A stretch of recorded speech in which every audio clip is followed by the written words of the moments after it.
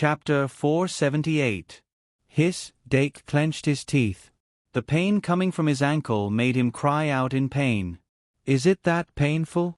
Anna chewed on the candy and looked at Aurora, who was applying the magic potion on Dake.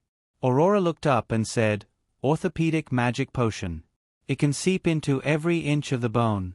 No matter how small the wound is, it can heal. It is just a little irritating." Oh.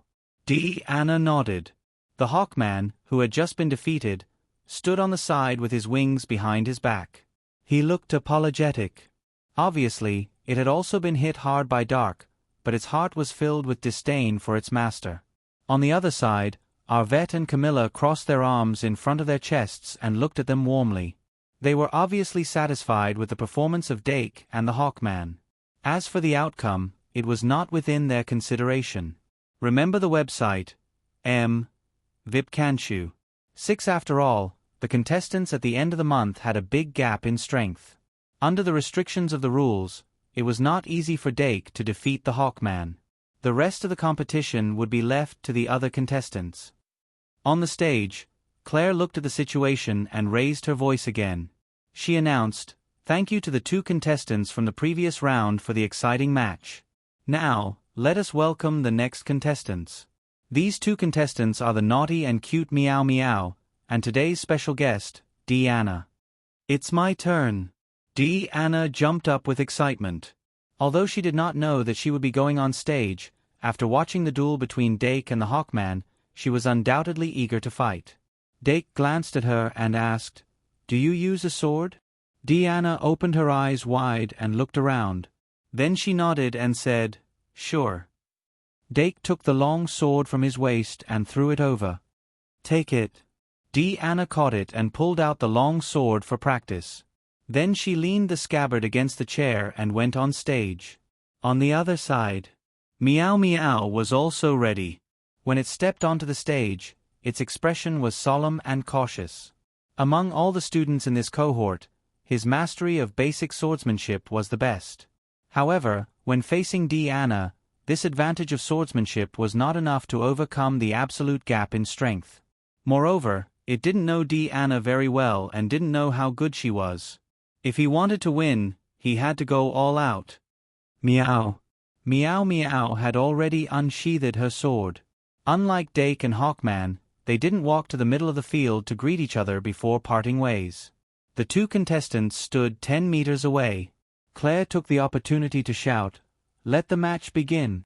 Anna and Meow Meow moved almost at the same time. However, the movements of both sides were completely different. Anna only took 2 steps forward. Her movements were not fast, but her posture was very stable. Meow Meow, on the other hand, chose to charge forward at high speed. The short sword in its hand was extremely agile. When the 2 approached each other, Meow Meow suddenly leaped forward, the short sword aimed at Anna's face.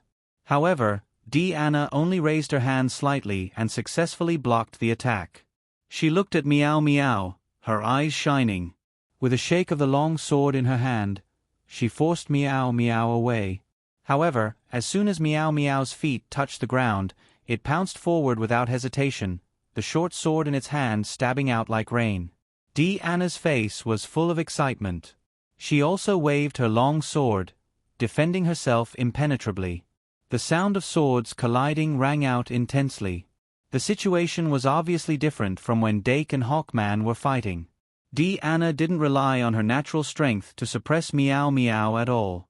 Instead, she skillfully used her swordsmanship to fight. At this moment, the skills of both sides were displayed incisively and exquisitely, and the gap between them was gradually revealed. After all, Meow Meow was only a beginner with less than 2 weeks of practice. There was no way it could compare with Anna, who had already touched all kinds of weapons. Therefore, although it was very unwilling, in the end, Anna found its weakness and put her sword to its throat. The winner and loser was decided. After Meow Meow was defeated, it didn't return to Camilla's side. Instead, it frowned and went to Dake. Dake hurriedly hugged it and comforted it in a small voice. "It's okay. You're already very strong." Meow, Meow Meow threw its sword away and climbed onto Dake's knee, curling up. Dake stroked its back and continued to watch the match. After Anna and Meow Meow's duel ended, the third match quickly began. The duel between the Diru beast and the lion beast could be said to be a contest of the same attribute and level. After the two magical spirits entered the arena, they looked at each other seriously for a while before suddenly drawing their swords and clashing. The same basic swordsmanship, in the hands of different people, displayed a completely different style.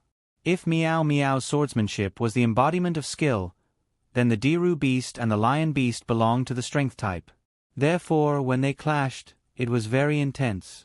For people who didn't understand them, it would be hard to imagine that the petite 4-star Diru beast actually had a stronger basic strength than the lion beast. The same strength-type swordsmanship, but the Diru beast was clearly more nimble, while the lion beast was more steady. Under the full attention of the people outside the arena, the two magical spirits fought for a full 15 minutes before the winner and loser could be determined. The Diru beast, who had been secretly practicing every night, finally obtained an advantage with its hard work. It didn't let this hard-earned advantage slip through its fingers.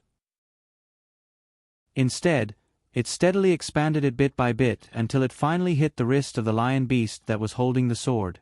Then, it quickly rushed forward and took advantage of the fact that the lion beast's right hand was not clenched tightly to knock away the sword in its hand. Thus, the winner and loser were decided again. The Diru beast, who had obtained victory after a hard battle, proudly raised its head. The lion beast looked at its empty hand and felt extremely dejected. However, it couldn't run to Dake for comfort like Meow Meow. Although it really wanted to, in the end, it still silently picked up its sword, sheathed it, and left the arena. Of course, it subconsciously returned to Dake's side. Well done. Dake gave it a thumbs up. The lion beast was a little surprised, but it felt a little happy. Then, it felt a pain in its heel and suddenly turned around, only to find that the Diru beast had kicked it. When the lion beast's eyes revealed a wronged expression, the Diru beast raised its eyes and fiercely glared at it. Its heart suddenly trembled, and like a little kitten, it lowered its head and slipped into the crowd of magical spirits. The Diru beast also stood at the side. The fourth match was between Aurora and the sword scabbard. The sword scabbard was a 4-star magical spirit with an attack power of 2,200. Moreover, it could float in the air and was very fast. It wouldn't be restricted by the sword wielder's body.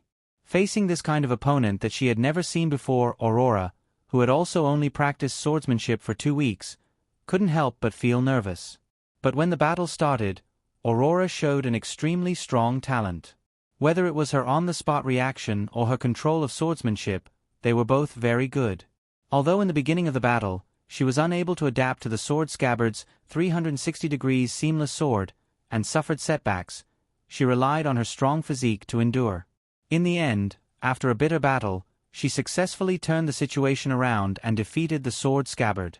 A magical spirit without a killing move is indeed a little lacking. After watching the whole process, Dake couldn't help but shake his head slightly. Although the sword scabbard's body was considered top-notch among the 4-star magical spirits, its core was still a killing move and a characteristic that belonged to a holy sword. It was more suitable to become the sword of the strong, and not the strong themselves. After the winner of the fourth match was decided, Aurora returned to her seat. She closed her eyes and panted slightly, allowing her mood to quickly calm down. For her, this battle was actually not small. Winning the first match allowed her to have a clear understanding of her talent and strength. Therefore, she slightly raised the goal of this month-end summary. Win another round. Claire looked around on the stage. After confirming that Dake and Anna could go on stage, she opened her mouth and said, "As everyone can see, the first round of the competition is finally over. The winners are Dake, Anna, the Diluvian Beast, and Aurora." As expected of the most popular magical spirit, the Diluvian Beast's performance was very wonderful. Of course, our Anna and Aurora sisters also performed very well. I think everyone is very much looking forward to the final result. Who will be able to walk to the end and obtain the mysterious gift that the Duke meticulously prepared? Let's wait and see. Now, let's begin the second round. Let's welcome the winners of the first round, Dake and Deanna. Clap, clap, clap, clap. The maids applauded vigorously. Below the stage, Deanna winked at Dake and whispered, "It's our turn." "Yes, it's our turn." Dake took a deep breath, picked up the lion beast's sword, and stood up. Although he was already mentally prepared, when it really came to this moment, he couldn't help but feel sad. Perhaps this was the determination of going to the mountain despite knowing that there was a tiger in the mountain. Da. Immediately after, Deanna also stood up with his sword. However, unlike Dake, who looked calm but was actually dead inside, Deanna was very happy inside and out. As the two walked into the arena, some of the maids couldn't help but snicker. Yalvet and Camilla sat on the bench with smiles on their faces. As the mothers of the two on the stage, they didn't have the mood to compete. However, Camilla still smiled and said, "Yalvet, how is it? Who do you think will win this time?" Yalvet blinked and said, "Do you still need to ask? Of course, it's your family's Deanna." Camilla's mouth curved slightly and said, "That's not necessarily true." Yalvet smiled and said, "That's what you said last time." Camilla said, "That was last time. I know my daughter quite well." Yalvet also smiled and said, "I know my son very well too." Camilla said, "Then let's wait and see?" Yalvet smiled and said, "Let's wait and see." The conversation between the two mothers didn't affect the situation in the arena. After Dake and Deanna entered the arena at the same time, they stood 10 meters apart from each other. "It's about to start." Deanna gathered her energy and said. Dake nodded from afar. On the stage, Claire smiled slightly and raised her right hand. She slashed down and shouted, "Let the battle begin." Before she finished speaking, all the eyes in the arena were focused on the arena. As for their young master's duel, the maids certainly had to watch it carefully. As for Dark's magic elves, they also focused their attention. Although they felt that Dake's chances of winning weren't high, they still hoped that he would win. "Whether I win or lose, I'll go all out." Dake made up his mind in an instant. He took a step forward and the airflow from his 3 chakras surged all over his body. It was as if he had cast a body-strengthening spell, and his physique was improved. Then, he shook his sword and took the initiative to attack first. Deanna didn't use her explosive aura, but her aura was still rising and she flew over like an arrow. This was very different from the strategy she used to deal with Meow Meow. Dake held his breath and focused. He staggered his feet and prepared to use his footwork to go around her and avoid a frontal attack to win.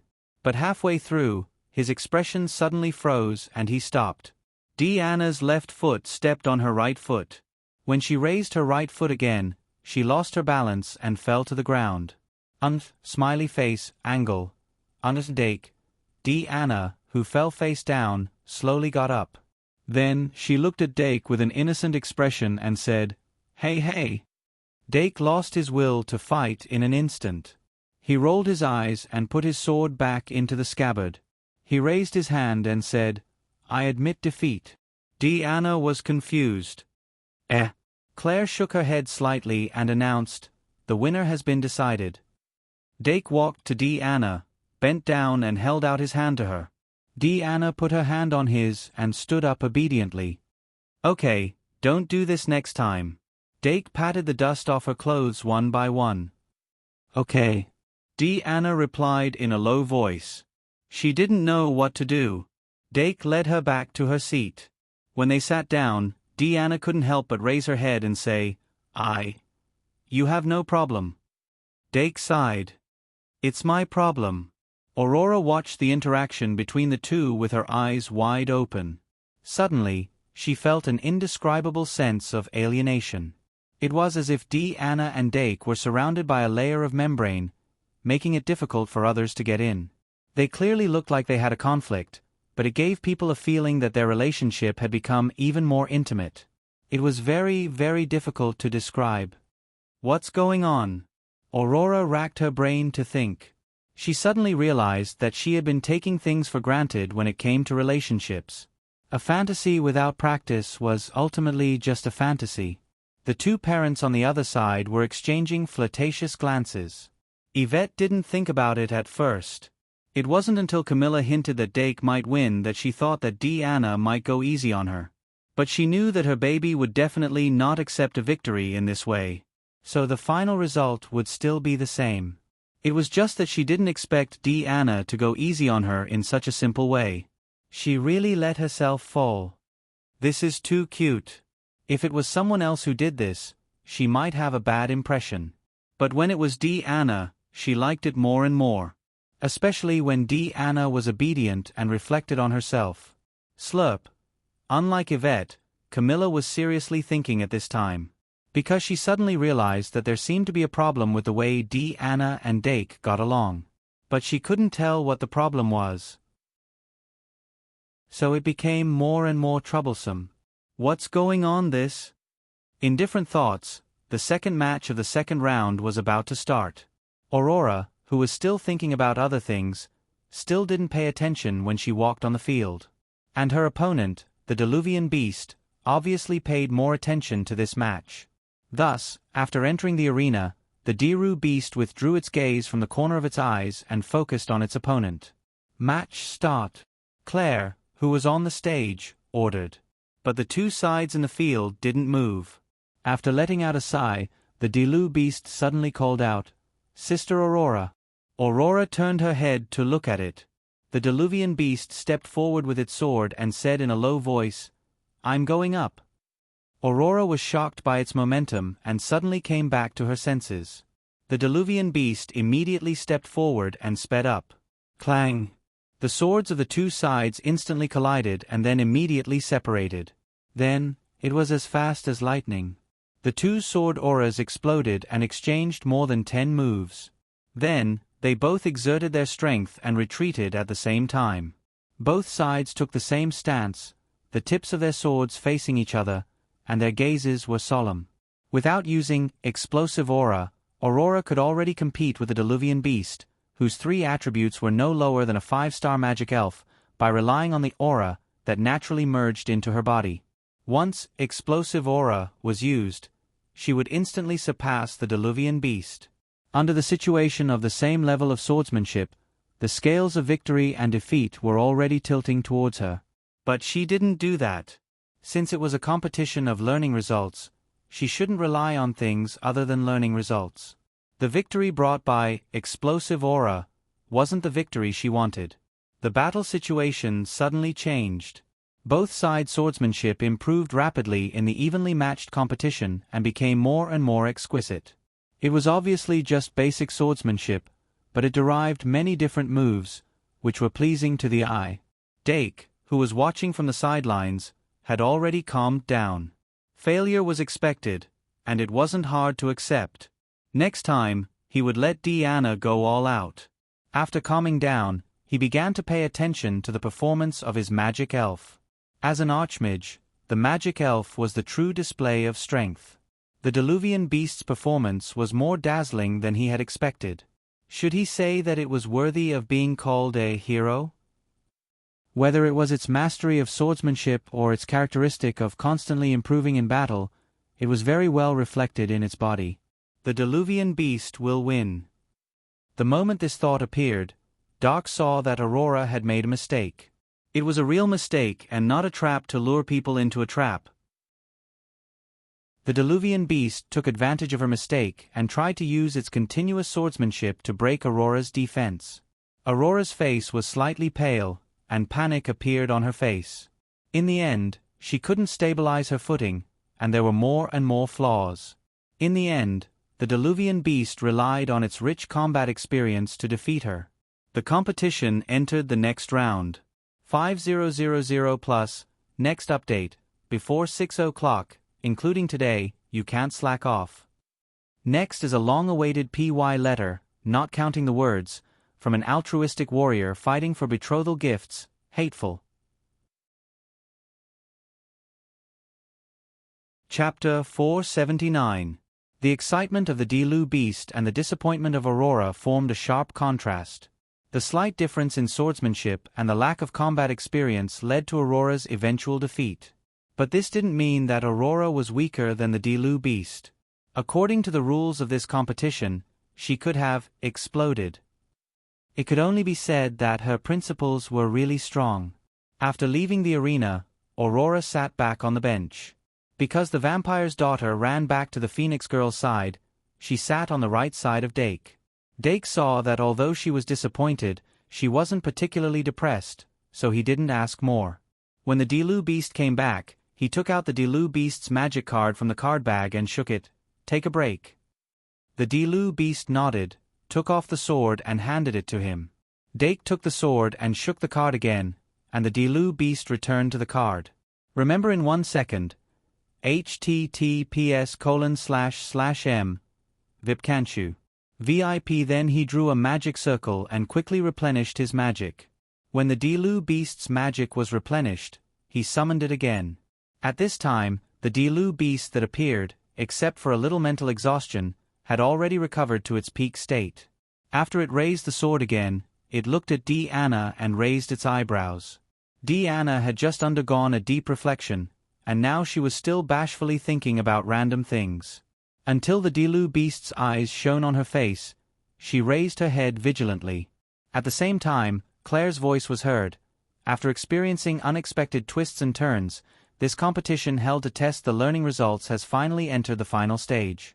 Although I want to pretend to be excited and shout a few words, being a referee is really boring. So now, let's welcome the special guest Deanna, who successfully advanced to the finals, and the white cat who just defeated Aurora, the Delu Beast. Applause thundered.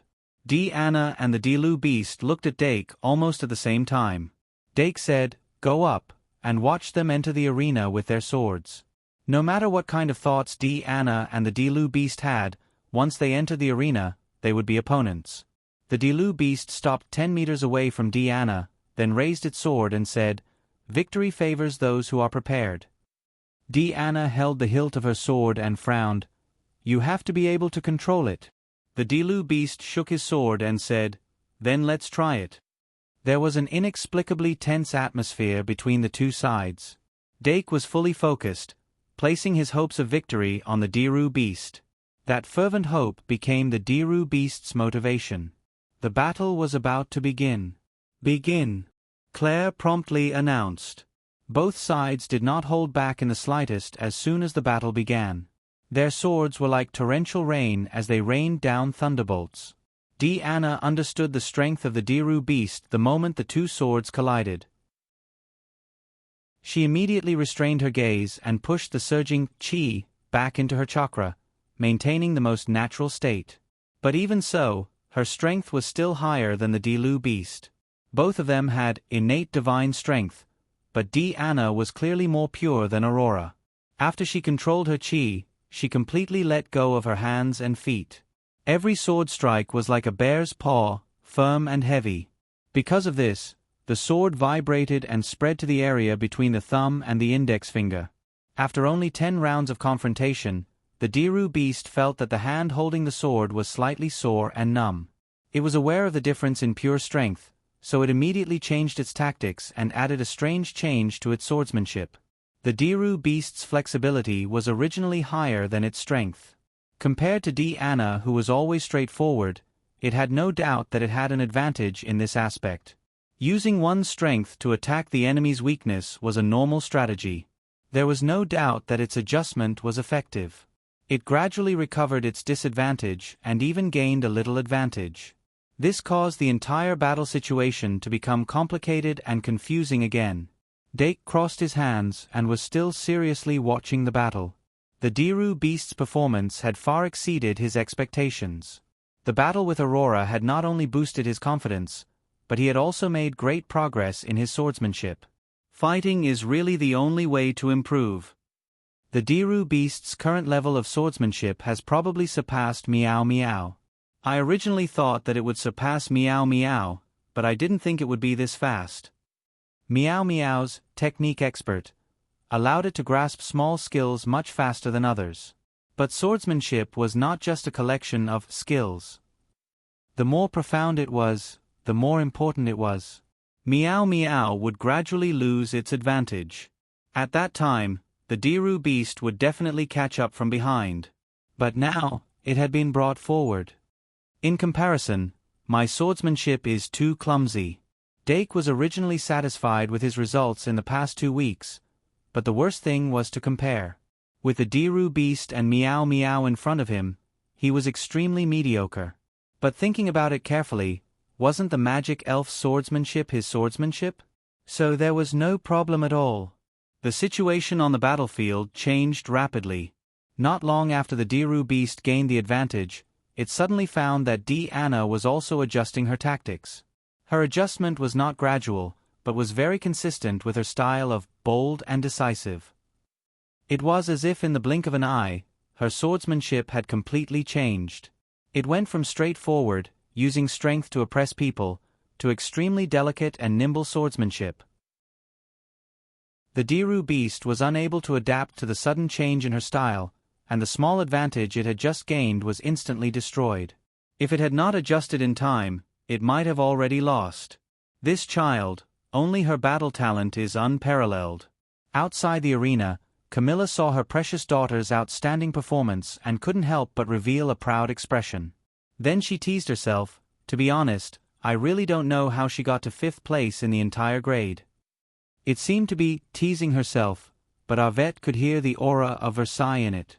But Arvette quickly said, Camilla, after this match is over, can I ask you for a favor? What favor? Camilla asked doubtfully. Arvette slowly said, from tomorrow onwards, I will teach Dake the method of forging equipment, but I actually don't know how far his research on forging equipment has progressed. If possible, I hope you can test it for me. Camilla paused for a moment and asked, why don't you do it yourself, or let the enchanted fairy do it? Arvette explained, if it's me, I won't be able to control it. Camilla couldn't help but laugh. Don't joke, you won't be able to control it? Arvette smiled, what I mean is, I can't do it. Camilla was momentarily stunned, then she rolled her eyes. As expected of you. Then why don't you use the enchanted fairy? Arvette said, the enchanted fairy is not accurate. Forget it. Camilla shook her head. You always have a reason. Camilla didn't have much contact with Arvette before, so she didn't expect this Valkyrie to be such a troublesome woman in private. She crossed her arms and turned her head to continue watching her precious daughter. Both sides were using the most basic swordsmanship, nothing more than a combination of footwork and technique. There were no complicated or profound swordsmanship, nor were there any magic swordsmanship mixed with magic. There was only the sound of metal clashing that became more and more intense. The Diru beast was inevitably at a disadvantage. Diana had already begun to follow up with her victory. The entire situation was tilting towards Diana's direction. The Diru beast's disadvantage was becoming more and more obvious, while Diana was becoming fiercer and fiercer. Dake, who was staring at the arena, frowned slightly. The reason for this situation was very similar to the previous battle between the Diru beast and Aurora. It was all due to the difference in combat experience. Diana's background and family background allowed her to accumulate experience even if she didn't specifically learn. The Diru beast, like Meow Meow, was a beginner who had less than 2 weeks of practice. To be able to fight with Diana to this extent was already very difficult. Among the Great Bear family's peers, there weren't many who could gain an advantage over Diana. But the Diru beast's goal was clearly not to show off. It wanted to win. Among all of Dake's enchanted fairies, the Diru beast's desire to win was one of the best. It was the embodiment of pride, the embodiment of dignity. Results other than first place were meaningless to it. But everything couldn't be done overnight. It was too difficult for a beginner to win against the Pearl of the Great Bear family. Although the Diru beast tried its best, it still couldn't find a chance to turn the tables. Facing Diana, who was getting fiercer and fiercer, it was defeated again and again. Finally, its sword was pushed away, and the fatal flaw in its chest was exposed. When the tip of Diana's sword was pressed against the Diru beast's chest, the Diru beast chose to face defeat. It didn't throw a tantrum like a child. Instead, it calmly put down its sword. Victory and defeat were decided. Thank you to the 2 contestants for bringing us such a wonderful visual feast. Finally, congratulations to Diana Great Bear for obtaining the final victory. Your reward will be given out later. Please come to the Duke to receive it." Claire clapped as she walked off the stage. The job of the host and referee was really not easy. But it was finally going to end. Just as she was thinking this, Silver Wolf Knight, Camilla walked towards the arena. Claire couldn't help but stop and look at Yvette, who was standing outside. Yvette nodded at her. Claire could only return to the stage and continue her part-time job. Camilla walked to the center of the arena and high-fived Deanna. "Well done." Deanna scratched her head. "I was lucky." Camilla couldn't help but laugh. "What, you learned to be humble?" "Mom," Deanna grabbed her mother's arm and acted like a spoiled child. "Is there anything else you want?" Camilla nodded and smiled. "Next is my turn." At this time, the Diru beast had returned to Dake's side. Although it looked calm on the surface, Dake could clearly feel the disappointment in its heart. Therefore, he stretched out his hand and grabbed the Diru beast, who was pretending as if nothing had happened, and walked towards the crowd of magician elves. After the Diru beast was in front of him, Dake smiled and asked, "You also lost?" The Diru beast's eyes turned red and its emotions exploded. Dake patted its back and said, "I also lost." Then he said, "Then let's work together and win next time?" The Diru beast smiled through its tears. "Okay." 3100 plus 94/233. I wanted to write more, but I'm too sleepy. I'll write after I wake up. Chapter 480. The tears of defeat were sour, but the fruit of love was sweet. For the first time, the Diru beast let go of its stubbornness. In front of Dake, it acted like a child who was born less than a year ago, not the most sensible and least worry-free big sister. The magic elves couldn't help but want to comfort it. Even the lion beast who lost to the Diru beast couldn't help but want to cheer it up. However, the mood breaker suddenly appeared at this time. After Silver Wolf Knight, Camilla dealt with Deanna. She walked over and looked down at Dake. "Dake, do you want to fight?" Dake raised his head and showed a surprised expression. Camilla smiled and said, "The Duke wants to see your strongest weapon." "Strongest weapon?" Dake slightly frowned. Camilla said, "Fighting is the best way to test it. Your mother wants to know how far you have progressed in your research on armed gear forging. Of course, you can also use your weapon." As she said this, she raised her hand and pointed at the single scabbard floating in the air. Website: https://m. Vipkanchu. VIP. Dake's eyes became more dignified. "In other words, remove the restriction of weapon and armor?" Camilla nodded and said, "You can understand it that way. That's good." Dake patted the Diru beast's back and stood up. The Diru beast wiped its tears and looked at the single scabbard floating behind Dake. The single scabbard popped out a blade and reflected a trace of light. The Diru beast nodded at it and stretched out its hand. The single scabbard immediately flew into its hand. Then, the Diru beast took the single scabbard and handed it to Dake. Dake took it and picked out 3 cards from the card pack. They were Single Scabbard, Moon God Soul Eye, and Wishful Dice. He used his thumb and forefinger to hold the 3 cards. He rubbed his fingers and spread them out in a fan shape. "Weapon and armor, I only have these 3 cards to use." Camilla carefully looked at the 3 magic cards. After fully opening her chakra, she immediately sensed the unusual aura from the 3 magic cards. She revealed a slightly surprised expression, then turned to look at Arvette and said, "Arvette, why don't you do it yourself?" Arvette shook her head slightly. Camilla teased, "I'm just joking." After saying that, she asked Deanna to watch from the side. Then, she smiled at Dake and said, "I didn't expect you to be able to create such a powerful weapon in your first year." Dake replied with a smile, "After all, I got my mother's treasure." Camilla nodded and said, "I heard her mention it before. It's the Triad Armament Refining Array, right? It's rare for you to learn how to use it." Dake said, "I failed many times before I managed to figure something out. I was just lucky." Camilla shook her head. "How can there be so much luck? Come, it's time to go on stage." After saying that, she turned around and walked to the center of the field. Actually, she had seen 2 of the 3 magic cards in Dake's hands. For example, the scabbard was one of the students in the study group that she was in charge of.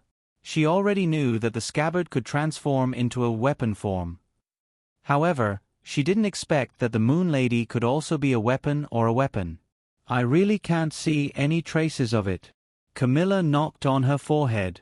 She felt that she might have been too relaxed after the battle, and her senses were clumsy. However, in fact, it was the divinity that overflowed from the moon god's soul that blinded her senses. As early as when the moon god's soul was arranged to be in Ms. Cook's study group under the name of the Moon Lady, 3 of the 4 tutors had noticed that this magic fairy was extraordinary. However, the silent sage Cyrus was more obsessed with observing the intelligence of the magic fairies, while Ms. Plant was addicted to the infinite possibilities of the trash slime and the big milk cans. Herbivore sure kills skill, so she didn't pay attention to it. These tutors who had passed the trust review at the beginning had absolutely no problems with their personalities. They definitely wouldn't be greedy just because of a God's card. A God's card. And it's a weapon-type God's card. And he refined it himself. Camilla stopped at a suitable position. Then, with a flick of her finger, she pulled out a weapon card, and released it on the spot. It was similar to Yalvet. Camilla was also proficient in many kinds of weapons. Among them, she was best at fists and feet. However, in a battle, she would use a spear. As the light of summoning dissipated like stars, a divine spear that emitted a faint silver glow appeared in Camilla's palm. The structure of this divine spear itself wasn't too unique, but the handle of the spear was engraved with black runes. The spearhead was cast with a transparent metal material that could completely let light pass through. Once it danced quickly, the spearhead would disappear from people's vision, causing the enemy to make a fatal mistake. Moreover, it didn't have a spear seal. The entire spear was one, thick, long, and emitting a domineering aura. The name of the spear is Fenrir. Camilla lifted the spear lightly and said slowly, "Fenrir?" Dake carefully observed the spear and felt a trace of threat from it. Fenrir was a giant wolf in Norse mythology. It swallowed and killed the king of gods, Odin, during the twilight of the gods. Of course, that was a myth from his previous life. In this world, Fenrir was a legendary demon wolf. Its greatest feat was swallowing the moon. The divine spear named Fenrir might be related to this point. I'm afraid it has the ability to swallow magic power or vitality. Dake thought for a moment and deduced something from the short information. Then he raised his hand and whispered, "Single scabbard weapon form." Clang! The single scabbard immediately retracted its ribbon, closed its eyes, and transformed into a weapon form. Although holding a holy sword couldn't unleash its internal characteristics, the ability on the surface was still enough. The sure kill skills, combo slash, and sword dance, even if it was a weakened version, couldn't be underestimated. Moreover, Dake would become a 6-star magic guide sprite after equipping it. It could obtain an attack bonus of stars x 300. Aunt Camilla, I'm going to start. Seeing that Camilla stopped after conjuring the Fenrir spear, Dake reminded her. The corner of Camilla's mouth curled up. A trace of battle intent that had been dormant for many years appeared in the depths of her eyes. Come, let me see your divine weapon. Outside the arena. After Deanna and Aurora heard Camilla's words, they were both shocked. After Dake went on stage, Deanna squeezed to Aurora's side and started talking as if they were close friends. At this time, Aurora couldn't help but ask, "Sister Deanna, Dake actually has a divine weapon?" Deanna looked away. "How would I know? I'm just a bear." Aurora paused and quickly said, "It's normal that you don't know. After all, the divine card is a top secret in the hands of ordinary people." But when the two were talking, a small head popped out from between them. The vampire's daughter said cheerfully, "Hee, so Sister Aurora didn't know?" "Me?" Aurora turned her head and said in surprise, Yes. The vampire's daughter nodded repeatedly. Then she quietly pointed at the moon god's soul that hadn't moved and said secretly, "It has always been here." It Aurora turned her head with confusion. When she saw the vampire's daughter pointing at the moon god's soul, she suddenly realized something. "Who is it?" Diana was confused. Cough. The moon god's soul realized that it had become the center of attention, and a trace of joy appeared in its heart. It instinctively enjoyed the feeling of being stared at by so many people and wanted to be the center of attention. However, Dake specifically told it that it had to call itself the Moon Lady in front of outsiders and not reveal its identity as the moon god. Otherwise, it would be a great obstacle to its resurrection. Since it was related to resurrection, the moon god's soul was naturally very obedient. "I am the moon." At that moment, Dake's voice sounded in the arena. "In the name of Dake Dimming, I summon you." The moon god's soul's figure quickly faded and disappeared. Under the astonished gaze of Aurora and the others, the shadow of the moon god's soul appeared behind Dake Dimming. She opened her arms and hugged it from behind. Above her head, there was a silver mirror hanging high. A strong light erupted from the depths of the mirror and shot out of the mirror in an instant, illuminating Dake Dimming's entire body. The silver light that was as bright as moonlight completely enveloped his body. His life form underwent a drastic change under the exposure of the silver light. It was not only the evolution of the digitized beast to a higher level, but also the transformation of a human into a digitized beast. Under the increasingly intense light, Dake Dimming's body quickly elongated and turned from a 12-year-old to an 18-year-old. His adult height was thus revealed. Silver-white armor appeared one by one around his body, and the surface of the armor flashed with light. Such a brilliant phenomenon firmly attracted the attention of everyone outside the arena. Aurora and Diana's cute half-open mouths were not mentioned. Claire, who was on the stage, was also shocked. She, who had a deep understanding of life, could almost see Dake's transformation at a glance. That was definitely not the so-called armed transformation. Yes, she saw through the essence of Dake's armed transformation at first glance. At the same time, Yvette also saw the difference. Even the Valkyrie, who had an unparalleled understanding of armed transformation, could not help but rub the corners of her eyes at this moment. She wondered if she was hallucinating. She knew about the existence of the moon god's soul, and she also knew that Dark had used armed transformation in the dream of the magic train. She had been looking forward to seeing what kind of transformation it would be, but who could actually transform into a real one? No matter if it was the belt of the Cayman Knight series or her 12-year-old golden holy armor, to put it bluntly, they were just a layer of outer shell. If even the inner substance changed, then it would not be armed transformation, but transformation spell. Speaking of transformation spell, Dake's transformation spell project had yet to be completed. Arvette took a deep breath and continued to look at the arena. Anyway, her baby son had brought her a lot of surprises. One more time would not make a difference. The one who really experienced it the most was actually Camilla, who was confronting Dake directly. Camilla could clearly feel that Dake Dimming's aura was increasing by 3 consecutive jumps. When the silver-white armor clung tightly to his body, the silver light flowing between the armor filled the gaps. His aura finally climbed to the peak. The light instantly disappeared. Dake Dimming's moon god form was displayed in front of everyone's eyes. He was tall and elegant, but not skinny. The silver-white armor clinging to his body was smooth and natural. It did not have the slightest sense of stiffness similar to armor. The V-shaped face armor structure gave him an extreme sense of sharpness. The half of his face that was exposed under the purple mask was so exquisite that people could not help but want to lift the mask and take a good look at how handsome he would be after the new year. In fact, Arvette, who was outside the arena, and Claire, who was on the stage, almost could not hold back. Diana and Aurora both widened their eyes and could not help but watch. Aurora could not help but whisper, "So this is what he looks like after he becomes an adult?" Diana was puzzled. "Can't you see it?" Aurora said, "Use your soul to feel it." Diana, huh? This was not the first time Dake's magic elves had seen his moon god form, but they could not help but be infatuated. That figure was as handsome as a god. As the audience, the maids could not help but be attracted and could not look away for a long time. Is this a divine armament? What a big surprise! Camilla took a deep breath.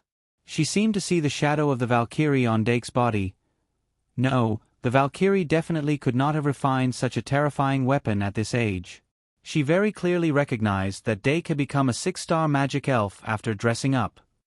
6-star was the 3rd star of the 2nd tier. It was not considered high in the hierarchy of magic elves. Camilla even had the confidence to defeat it with her bare hands, and it would be very easy. However, her perception told her that this 6-star magic elf in front of her clearly had the strength of a peak 8-star. In fact, this was indeed the case. Moon God's passive sure kill skill, Divine Personality Armament, gave it an exaggerated increase of 1,000 points in both magic attack and defense, causing its original 3,000 points to become 4,000 points. A super bucket waste of 4,000 points could not be found even among 8-star magic elves. Perhaps only 9-star magic elves could have such strength. How could a student who had only attended the Shang Malian Academy for 1 year be able to refine a divine armament of this level? Camilla did not dare to think about it anymore. She could not help but praise. Too strong. You are the most talented magus I have ever seen. You flatter me, Dake said. After the divine armament evolved into Moon God, his life form was based on the digital beast, so he could naturally speak human language. However, his voice had clearly gotten rid of the immaturity of a child and had the masculinity of an adult male. That low and deep voice seemed to have a natural charm, making people unconsciously captivated. Camilla observed with her pure eyes and thought that Dake's posture had the charm ability. She reckoned that it also had a sure kill skill that strengthened the charm effect. She could not help but feel a trace of vigilance and tightened her grip on the Fenris spear in her hand. This godly spear that had accompanied her on the battlefield for many years was the source of her confidence. This time, it was still the same. With a spear in hand, there was a path to walk. Make your move. Don't tell me that this posture of yours is a useless spearhead. She suddenly shouted, and the spear instantly shot out like a dragon. A cold light appeared, and Camilla moved with the spear. She could not tell if she was holding the spear or if the spear was dragging her. She only saw her and the spear turn into a silver arrow. Whoosh! The air was broken. The invisible tip of the spear attacked in the blink of an eye. Dake held the single scabbard in his hand. If he faced the enemy with his sword, his strongest attack could reach 5,800 points. That was a basic value that surpassed the 3rd tier and was comparable to the 4th tier. Magic Elven cards that surpassed 9 stars were the 4th tier, but there was no upper limit. That represented limitless possibilities. Facing the powerful spear of the Silver Wolf Knight, Dake was not afraid at all as he thrust out his sword. Although the change in his posture was not great, his strength had been completely condensed to a single point. This sword strike fully displayed the results of the past 2 weeks of practice. Along with the increase in his basic strength, it exploded with a terrifying power. Boom! The tip of the sword met the tip of the spear. However, there was the sound of an explosion. A huge shockwave spread out in all directions, and the dust on the field was instantly raised. However, the small amount of dust did not cover the figures of the two. That level of shockwave could not shake the two of them. The second spear. The second sword. Both sides attacked forward without stopping. Silver Wolf Knight. Camilla had the ferocity and cunningness of a wolf. Her strength and skills had reached the limit of what she could achieve. Her deep research on moon magic made her a lone wolf dancing under the moon. Although she did not participate in the final battle against the Demon King, Camilla was undoubtedly a powerful warrior who was not inferior to Mayor Montearfali. With only a single spear, she was able to resist Doc's fierce attacks with an unstoppable momentum. Ha! Suddenly, a loud shout sounded. Camilla took a step forward, and her long silver hair moved without wind. An extremely powerful airflow burst out from the soles of her feet. Vaguely, a full moon appeared behind her head. The surface of her skin transformed into bright and pure moonlight. The light of the silver moon formed a general momentum, and the gathered light spots crazily gathered at the tip of her spear. It was extremely obvious. The transparent tip of the Fenrir spear was filled with the light of the silver moon. Dake stabbed out with his sword again, and the tip of the spear exploded with a terrifying force that was far more powerful than before. His expression changed slightly, and he immediately changed the momentum of his sword, causing the tip of the sword to slide down from the tip of the spear to the side of the spear, and then he instantly pushed it away. Clang! For a moment, Dake could feel the magic flowing away from the point of contact between the sword and the spear. However, Camilla was clearly controlling it, so that the core ability of the Fenrir spear did not go out of control. Did she go easy on me? Dake could not help but think of the battle with Anna. Although he looked calm and was not affected by the failure, and even had the mood to comfort the defeated magic elves. However, he was not the kind of person who looked at victory and defeat so calmly. A loss was a loss. The next time he fought back, he would only say it for others to hear. If he could, he wanted to fight back immediately. Without a doubt. Camilla's invitation to battle aroused his fighting spirit. Even if he knew that the opponent was a wartime hero, she would definitely be much stronger than Anna. He also accepted the challenge without hesitation. To be able to use magic cards, even if it was just armor and weapons, he could still display the true strength of a Magister. Dake Dimming was never afraid of battle. Camilla might have planned to test the strength of his armor as an elder. But sorry. Dake had the heart to win from the beginning. First, I have to let her know that this water cannot be taken lightly.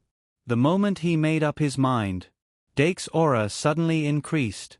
It was an aura that was extremely similar to the force that Camilla released through the condensed moon wheel. However, in reality, it was completely different. Dake put away his sword and stood upright, holding the hilt with both hands in front of him. Immediately, a violent airflow rose from under his feet. It spun and rose up, forming a storm around his body. This is... Camilla had not seen the performance of the Dilu beast and the lion beast's holy sword, so she did not know anything about the killing move of the scabbard. Although Dake did not have the talent of a hero and could not fully activate the power of the holy sword, he could still use half of the sword dance, and increase the basic attack power by 50%. The killing move, God Personality Armament, increased the 3 sizes, and the Dilu beast's God Holy Ring were of the same nature. They were both classified as the most basic attack. Therefore, with the Moon God's current basic attack power of 4,000 points, 50% was a total of 2,000 points.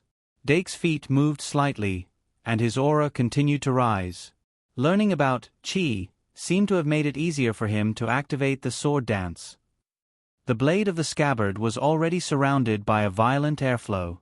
The turbulent airflow was not only rising, but it was also like a small tornado. It was terrifying. Camilla felt the terror, and her expression suddenly tensed up. The Fenrir spear in her hand suddenly shook and vaguely let out the sound of a wolf's howl. Camilla took a step back and slowly raised the spear again. The battle intent in the depths of her eyes was constantly leaking out. Her warrior's intuition made her gradually realize. If this continued, she would not be able to hold it back. Her fingers were already vibrating. Ha!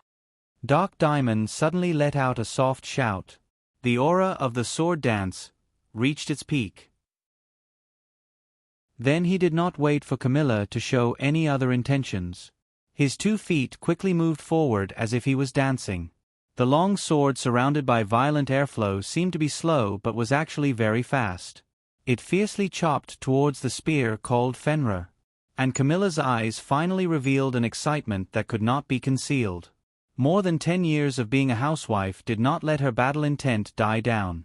At this moment, when her battle intent was aroused, she felt that she had never retreated from the battlefield. Roar! An extremely angry wolf's howl exploded in the air. Camilla activated the 7th wheel of the Brahma acupoint. The demonic wolf force within instantly exploded. It fused with the condensed moon force of the 8th wheel of the condensed moon. The Fenrir spear in her hand had already completely manifested the shadow of a demonic wolf. The terrifying demonic wolf bit forward. 3 in 1 6000 plus. A 95/233. Continue to charge. Chapter 481. Boom! Camilla's momentum crushed the entire field.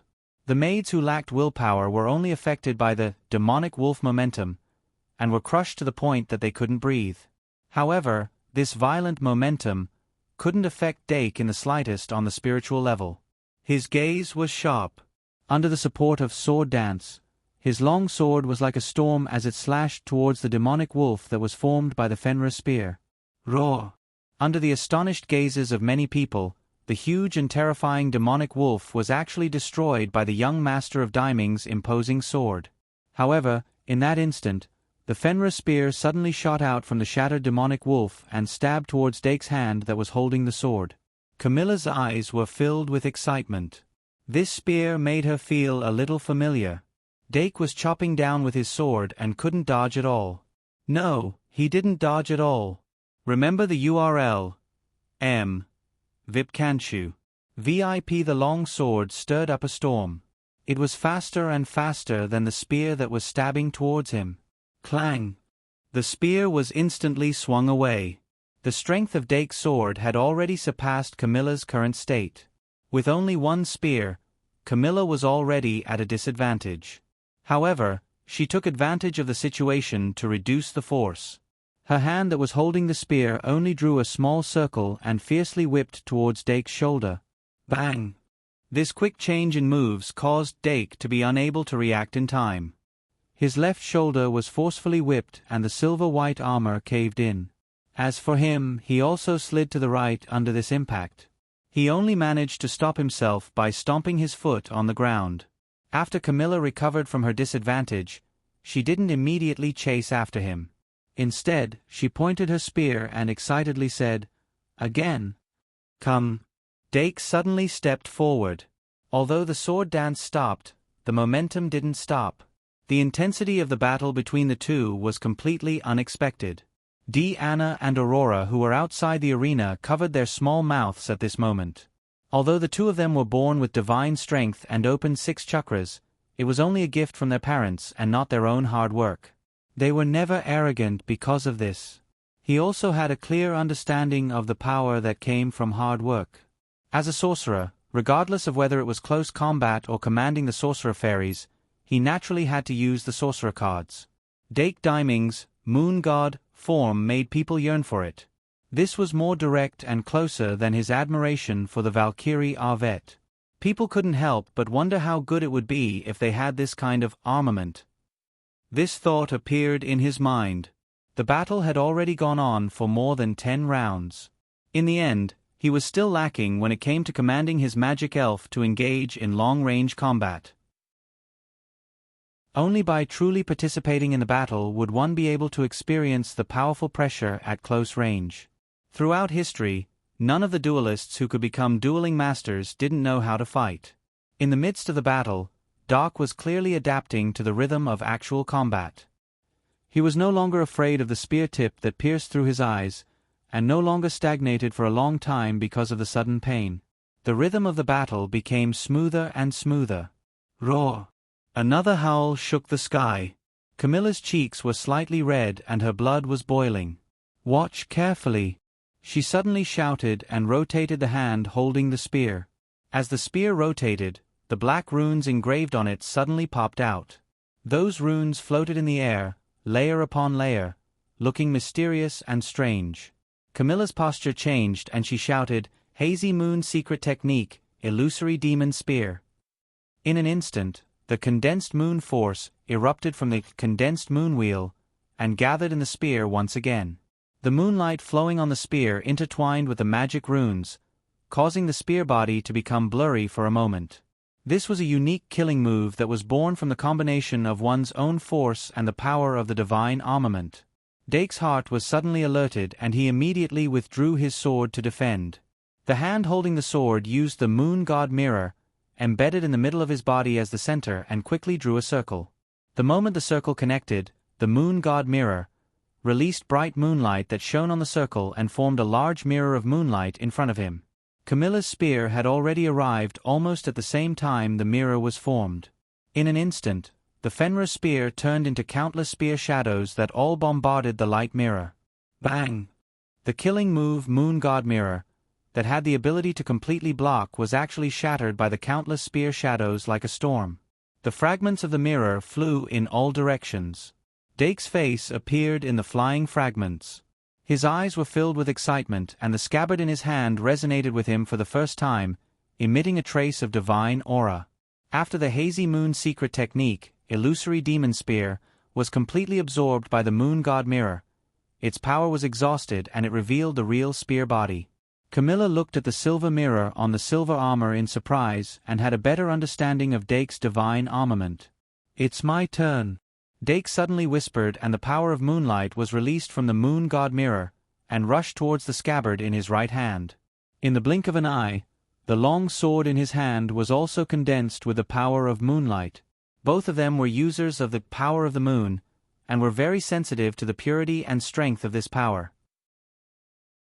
After Camilla felt the threat, she quickly retreated and was 5 or 6 meters away in the blink of an eye. Dake suddenly raised his sword, and a trace of moonlight shot towards the sky from the direction of the sword. The sky suddenly lit up with brilliance. Then a clear beam of moonlight suddenly fell and shot towards Camilla. Camilla immediately pulled her spear, and the Fenris spear that was condensed by the black spell was waved in a large circle like a light shield that was watertight. The beam of moonlight that was as thick as a water bucket bombarded the light shield, and was quickly weakened by the rotating force. However, it still penetrated and hit Camilla's body. Camilla was blasted back by the shock wave, and her mind was shaken, producing a moment of dizziness. She suddenly raised her head and saw the moonlight in the sky shining brightly. Beams of moonlight quickly condensed, and like a meteor shower, they fell straight down. Killing move, Demon Wolf swallows the moon. Feeling the fatal threat of the lunar eclipse, Camilla no longer held back and suddenly thrust her spear towards the sky. The Demon Wolf aura merged with the Fenris spear and turned into a 5 or 6 meter tall giant demon wolf. This demon wolf was completely different from the demon wolf from before. It let out a low howl as if it had a mind of its own. Then it suddenly rushed into the sky, opening its bloody mouth towards the beam of moonlight that was falling straight down. "Awoo!" The wolf howl did not stop for a long time. The lunar eclipse, released by Dake, was completely swallowed by it. Boom! The power of moonlight exploded in its body and blew it into magic fragments. The scattered moonlight and magic scattered down from the sky. Dake dimming and Silver Wolf Knight, Camilla faced each other from afar, both of them panting slightly. Up until now, the two sides had actually shown a situation of being evenly matched. Being evenly matched with a hero who had built a great reputation during the war should have been an extremely glorious thing. However, Dake did not feel that way. Camilla had only used a Fenris spear weapon card from the beginning.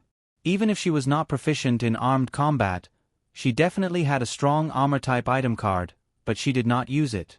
Other than that, she definitely had a lot of powerful trump cards. Under such circumstances, if she could not deal with it with all her might, then what was the point of fighting? Dark tapped with his finger, but he didn't use Moon God's last killing move, Moon Palace Chariot. That kind of killing move that healed indiscriminately would only have negative effects in this situation. Since the main purpose is to test the weapon, then let's try it. Therefore, after the Easter Duel Festival, Dake took out the wishful dice, once again. Seeing Dake take out a new weapon card, Camilla's expression became serious. This was the only magic card she had never seen before. She did not know what kind of surprise it would bring. However, when Dake summoned the wishful dice, she noticed that both Arvette and Claire had a strange expression. Could it be that there is something special about this weapon? Camilla immediately raised her vigilance. Her eyes were focused, and she unconsciously got into a stance. Her spear was slightly tilted, and her aura was restrained. Dake saw her vigilant look and smirked. He flicked his finger, and the white dice engraved with 18 different colored symbols instantly flew into the air. Wishful, wishful dice, follow my will, quickly show your spirit. The magic in his body flowed like a flood, and the wishful dice was like a white tiger that could not be fed, crazily absorbing his magic. The attribute symbols on the 18 sides lit up one after another. White light and black light intertwined, and the 18 colors spun and shone like colorful neon lights. The eyes of the audience were focused on the colorful lights. The maids tried their best to open their eyes wide, resisting Camilla's slightly restrained aura, and looking forward to the next performance of the young master. The battle between Dake Dimming and the Silver Wolf Knight had completely changed their guesses of his strength. In terms of swordsmanship, the young master might not be as good. But in terms of strength, he did not lose at all. Thinking about it carefully, the young master who had not even gone to school last year was clearly a weak child, but in less than a year he had become such a powerful person. The world was really strange. They had lived in the mansion for many years, so they had a lot of feelings. Perhaps one day, when the young master stepped onto the stage of a duel again, they could ask for leave to watch. With this thought in mind, the maid suddenly noticed that the 18-sided die had stopped spinning. Then, the glowing symbols on the 18 sides extinguished one after another, leaving only the last side lit up. Although they did not understand the meaning, the maids all focused their attention. Amidst a series of exclamations, a blue glowing dragon suddenly snaked out from the die. Then, the wishful dice turned into a stream of light and followed closely behind the dragon. The blue glowing dragon made a circle in the air, and then swooped down, spinning and dancing around Dake Dimming. Dake Dimming stood with his sword, and a dragon danced around him. A different kind of aura crazily rose. Dragon series, dragon dance. Dake was full of fighting spirit, as if he was possessed by a dragon. Dragon dance. Fiercely dance a mysterious and powerful dragon dance, increasing basic attack and basic speed by 50%. The Dragon series, Dragon Dance, and the normal series, Sword Dance, were the same type of sure kill skill. However, the sure kill skill of the wishful dice had not been adjusted much, and was basically the original move in Pokemon. In the original version, Sword Dance increased attack by 100%, while Dragon Dance increased attack and speed by 50%. Both had their own strengths. Moreover, it was not like the Sword Dance of the single scabbard, which only had one attack power. Before the blue glowing dragon dimmed, the increased attack and speed would still be effective. A total of 2,000 points of basic attack increased Dake's attack to 7,800 points. But the most important increase was actually his speed. A 50% increase in base speed was actually a very ridiculous change. Dake's body slightly leaned forward as he felt the light feeling on his body. In an instant, he disappeared from the spot. The scenery in his field of vision quickly receded, and the information that was transmitted to his brain became fragmented. That speed was even beyond his control. Bang! The sound of the sword colliding with the spear came from the back of his head. Dake's heart was slightly excited, and he quickly turned around. Camilla, who had used her rich battle experience to block this lightning-fast sword, had a change of expression on her face. She could not help but tighten her grip, and the black runes on the spear appeared again. She did not hesitate to turn the spear around, and a huge wave of magic that had not been shown before exploded from the Fenrir spear, and a shadow of the demon wolf was attached to the spear. When Camilla turned the spear, a pitch-black shadow was dragged out, and it was like a curtain that quickly spread out.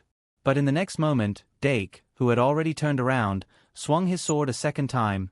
Double slash. Boom! A loud sound like muffled thunder erupted in an instant. Double slash once again increased the attack by 2,000 points, causing Dake's sword to reach a terrifying strength of 9,800 points.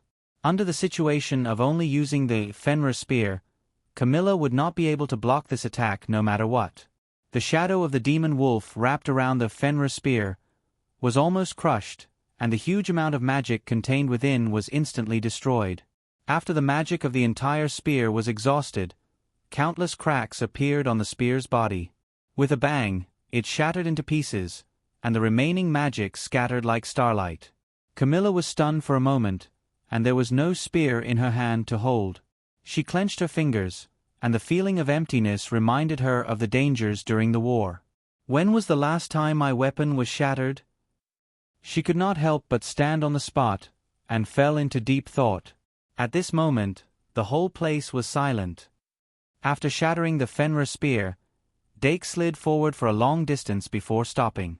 He pointed the scabbard at the ground, and the silver armor shone, and the dancing blue light dragon around him dimmed.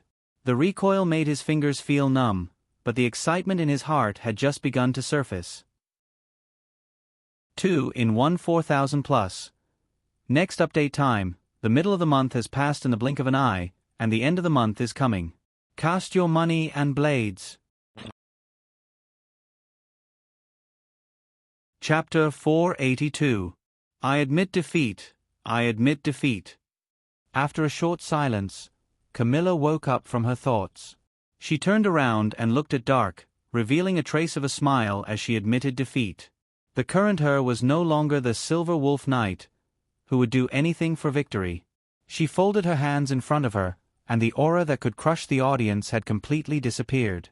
All that was left was her usual gentleness. When Dake heard her admit defeat, he felt relieved, and the excitement that he had just poked his head out of the arena disappeared. My luck is not bad. He took a deep breath and did not feel proud because of this victory. In fact, Camilla was terrifyingly strong. If he had not been lucky enough to use the wishful die to get the dragon's dance, he would have had no chance of winning. 1 second to remember https://m. Vipkanchu. VIP, and this was because Camilla had only used one weapon card. Camilla, the Silver Wolf Knight, not only had she mastered martial arts and magic, but she also had the necessary knowledge of magic. She was strong enough to participate in the final battle. Even if she had focused on her family for more than 10 years and did not make any progress, she was not someone that Dake could easily defeat. Of course, Dake would not belittle himself. He picked up the magic card and deactivated the armed evolution. In the next moment, he changed from his adult form to his 13-year-old appearance. Although the armed evolution is not bad, the original body is still better. Claire Kate smiled and announced the end of this impromptu overtime. Then she clapped her hands and signaled the maids who were in the audience to leave quickly. The maids were indescribably excited, looking in the direction of the young master as they left one after another. When they left, they could not help but have a heated discussion, and cheerful laughter spread throughout the Duke's mansion. Dake's final performance was soon known to everyone. In the training field. After all the maids left, Arvette came in front of Dake and could not help but hug him. Then she said, "The last 2 strikes were not bad." Dake blinked, but that was only due to luck. "Luck has always been a kind of strength," Arvette said with a smile. "Isn't it also because of luck that we were able to come this far?" Dake fell into deep thought. Camilla and Claire also came over. Claire mocked. "You didn't expect to lose, did you?" Camilla smiled gently. "There are too many unexpected things in this world. Perhaps, Claire, you will also lose if you go up to the duel." Claire shook her finger and said confidently, "At least not now." A duel between archmages was naturally a duel using magic cards. Even if she wanted to lose, it wouldn't be that easy. But after saying that, she suddenly turned her head and said, "That's right, Dake. Where is your zoo?" Dake looked a little embarrassed. "There's one last question." Claire nodded. "If you can't solve it, you don't have to hold it in. Come to me at night." "All right," Dake said. Claire then said, "According to your learning speed, the training of chi and swordsmanship has temporarily come to an end. In July, you'll mainly focus on refining your equipment, but other magical knowledge can't be ignored." Arvette agreed. "Although the 2 equipment cards you refined are very unique, it doesn't mean that your basic knowledge is enough to pass. The fact that you don't have a mid-level equipment card is proof." Dake nodded. "That's right. Apart from Moon God equipment and Wishful Dice, most of the equipment I refined only has the effect of changing equipment." "It seems that your problem is more serious than I thought," Arvette said. "Then tomorrow, we'll start with the most basic knowledge. But you can't slack off on your morning training." Dake replied, "I need a normal equipment that doesn't have a time limit." Moon God Soul IS, God Personality Armament, was similar to the Evolution type.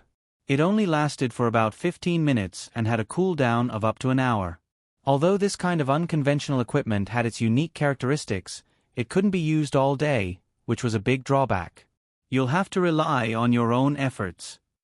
Arvet smiled. When you can refine a conventional equipment, I'll bring you to a place. Dake was curious. What place? Arvet said mysteriously, from your performance just now, it's a place that can satisfy you. My performance just now? Dake thought for a moment and guessed. Could it be a place like a battle tower? After hearing this, Arvet couldn't help but open her mouth. Can you let me keep a little mystery? Ha ha. Dake laughed dryly. I'm just guessing. Anyway, if it's a battle tower, I'm looking forward to it. The few of them chatted as they walked out of the arena. The magical elves made way for a bench. Deanna and Aurora also moved to the side. Dake, Arvet, Claire, and Camilla sat down. They then started talking together. At the beginning, it was an overall summary of this competition. Arvet and Camilla faced all the contestants, including Deanna and Dake, and pointed out their shortcomings in the competition one by one. A duel that seemed normal to an outsider was full of mistakes in their eyes.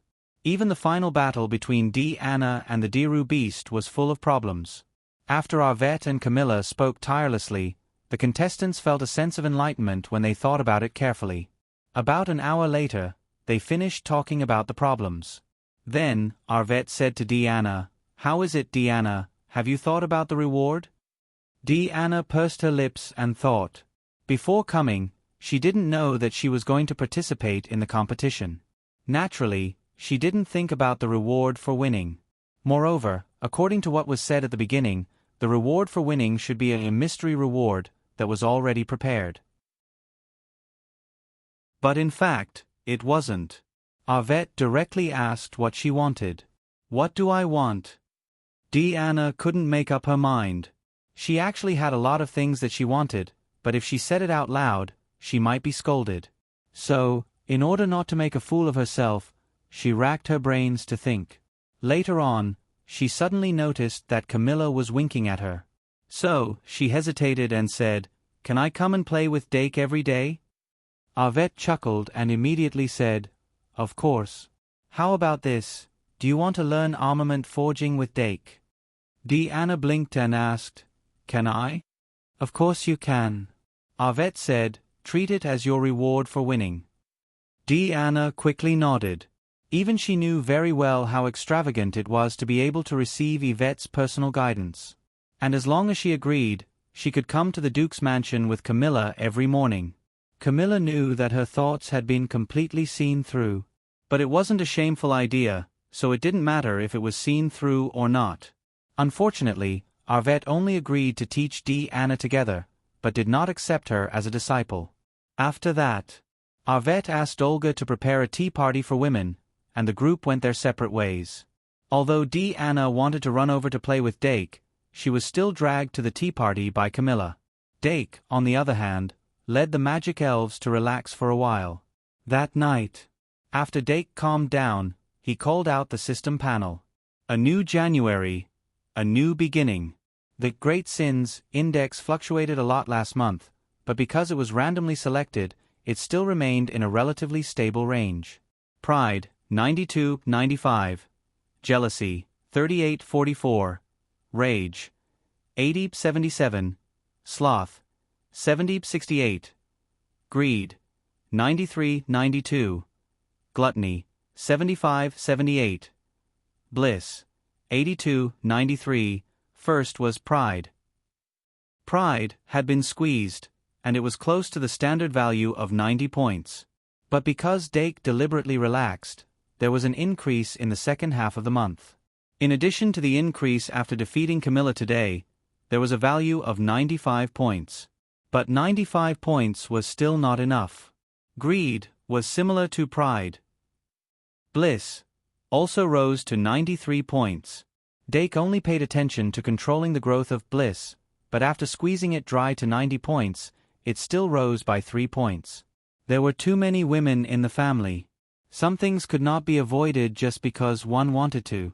In addition to the usual pride, greed, and bliss, gluttony also rose by 3 points because of Olga's feeding. What he was more concerned about was the growth of jealousy. Some people would still feel jealous when they were obviously stronger than others. But Dake was not the kind of person who would feel jealous easily. Therefore, ever since the demon god bloodline was activated, his jealousy had not increased much. But last month, it could be said that he had a breakthrough. A total of 6 points of jealousy increased, and he had an idea of how to increase jealousy. And among the 7 great sins, the only one that had experienced a reverse increase was sloth. After returning home for the holidays, most people would become lazy. Dake was like this at first. But in less than a week, he became a hard-working kitten again. The high-intensity morning exercise that started at 5 o'clock every day forcefully pulled sloth down by 2 points. In short, it's still under control. Dake knocked on his head and made a simple plan for the great sins in July. It's not realistic to just draw pride. I have to pay attention to greed and bliss. When I'm familiar with the armor refining course to a certain extent, I should use greed to refine a new magic guide spirit.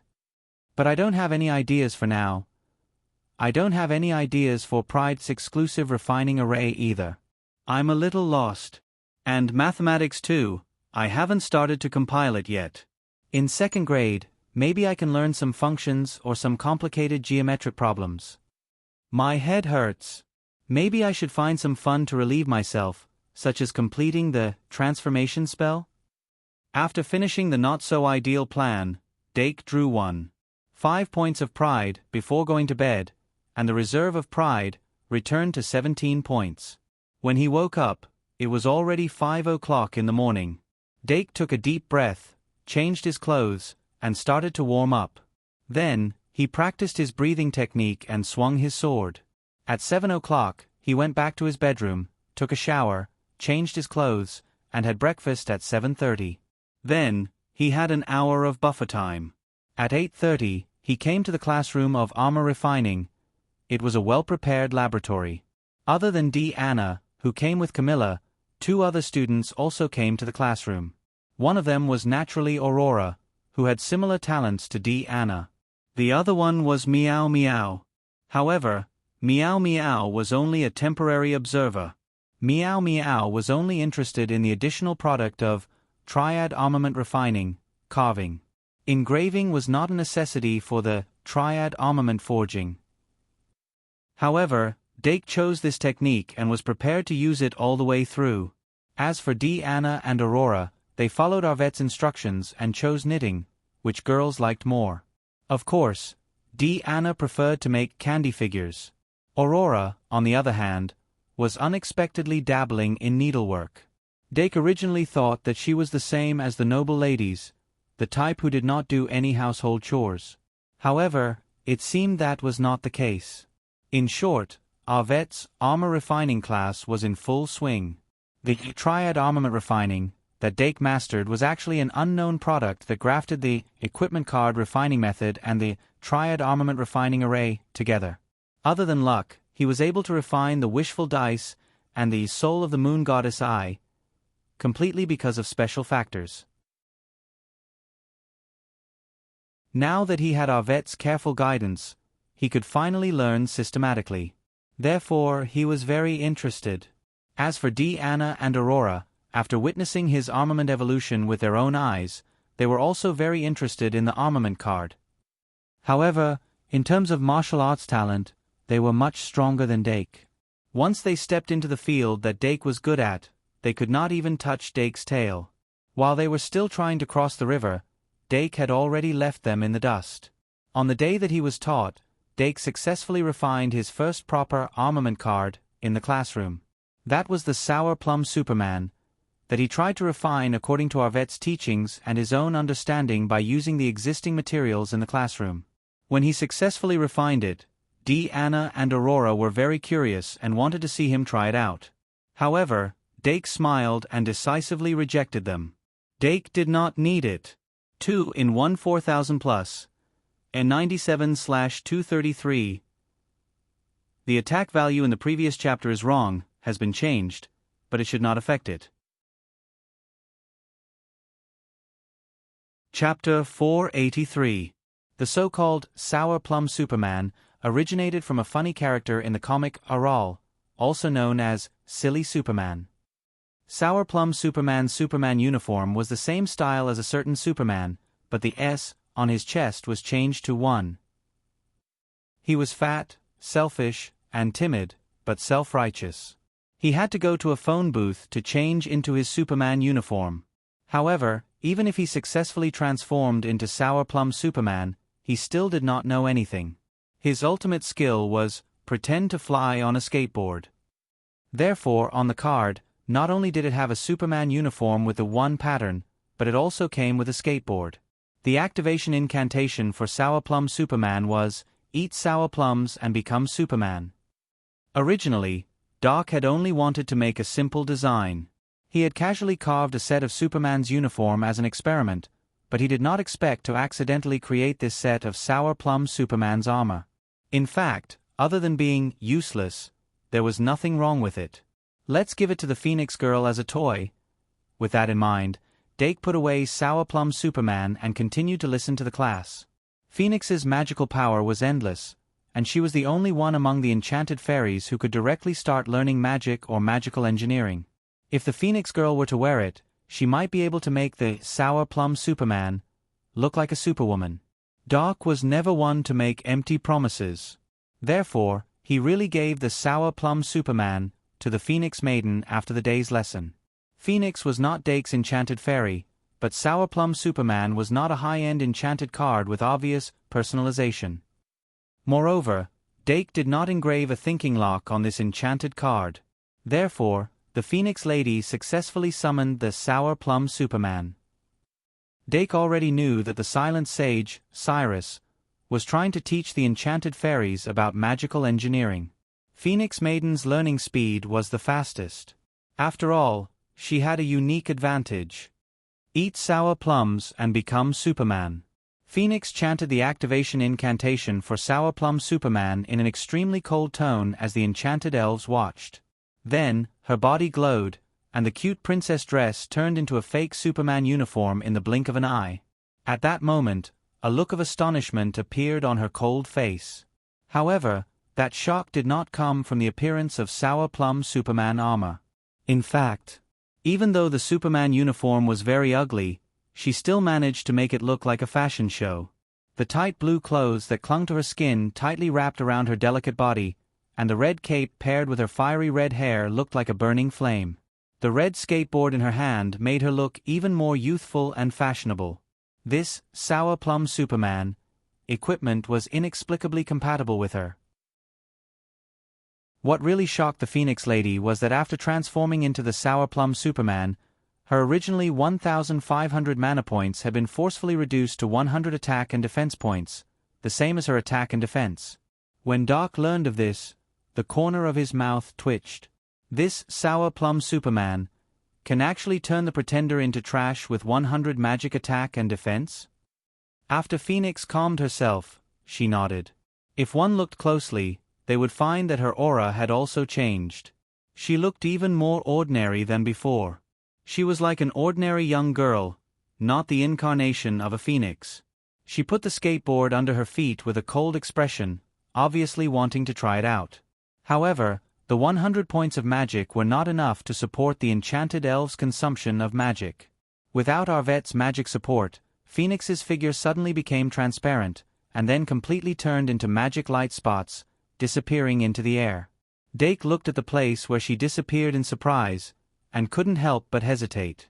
Even her ultimate skill, Inextinguishable Tinder, has been sealed? If that was the case, this armor's ranking might be unexpectedly high. Because of the armed effect, magic or ultimate skills that could dispel abnormal statuses would most likely be useless. This was the same principle as how blessing and healing were difficult to dispel. The difference was that the armed effect could be dispelled at will. Therefore, only by completely controlling the opponent's mind could the Sour Plum Superman be used to seal the opponent's ability. It sounded stupid. But in fact, it was really stupid. If the target is the opponent, this is a magic card with a very narrow range of application. It's best to use it on an opponent who is easy to control but difficult to kill. If it's used on oneself or an ally, it can be used to hide one's aura. The disadvantage is that it will become a real waste, and it will increase the danger. Dake picked up the Sour Plum Superman, dropped by Phoenix from the ground, and in just a short while, he figured out its uses and limitations. But at this time, the vampire's daughter came over, stretched out her hand, and asked cutely, "Can you lend it to me to play?" Of course, Dake would not refuse. So after the vampire's daughter transformed into Sour Plum Superman, she stepped on the skateboard and played in the corridor. As for the problem of magic consumption, she had Dake's daddy, right? Woohoo, take off. The vampire's daughter's laughter echoed, as pleasant as a silver bell. Dake shook his head slightly, showing a helpless smile. Then he recorded the results of this experiment, and then took out the information related to Zoo, and continued to study it. It was the same as his answer to Claire. In the study of Zoo, he was indeed left with one last problem. But to be left with a last problem, it was naturally the most difficult and complicated one. He had been troubled by this for a long time, but he did not plan to visit Claire late at night, and still tried to rely on his own ability to solve the problem. The next day, Arvette's weapon forging workshop was opened again. But the students in the classroom changed from 4 to 3. Meow Meow only listened to Arvette's complete explanation of triad armament forging on the first day, and then returned to its own classroom. It did not even have the most basic knowledge of magic, and of course, it was impossible to learn triad armament forging. The first day of listening was just to be able to carve better. This may be the self-cultivation of a good assistant. Then, our topic today is to forge the most basic weapon, armor. Arvette knocked on the blackboard, reminding Dake to pay attention. Dake, who had completely mastered the standard forging method of triad armament forging on the first day, was distracted thinking about what to forge today, and did not expect Arvette to set the topic directly. He quickly came back to his senses and listened carefully. Even though there were 3 students in the class, Arvette was actually only talking to him, because the other 2 had not even started. The difficulty of mastering triad armament forging was even more difficult than the difficulty of forging fusion magic cards. Of course, it was not something that could be learned overnight.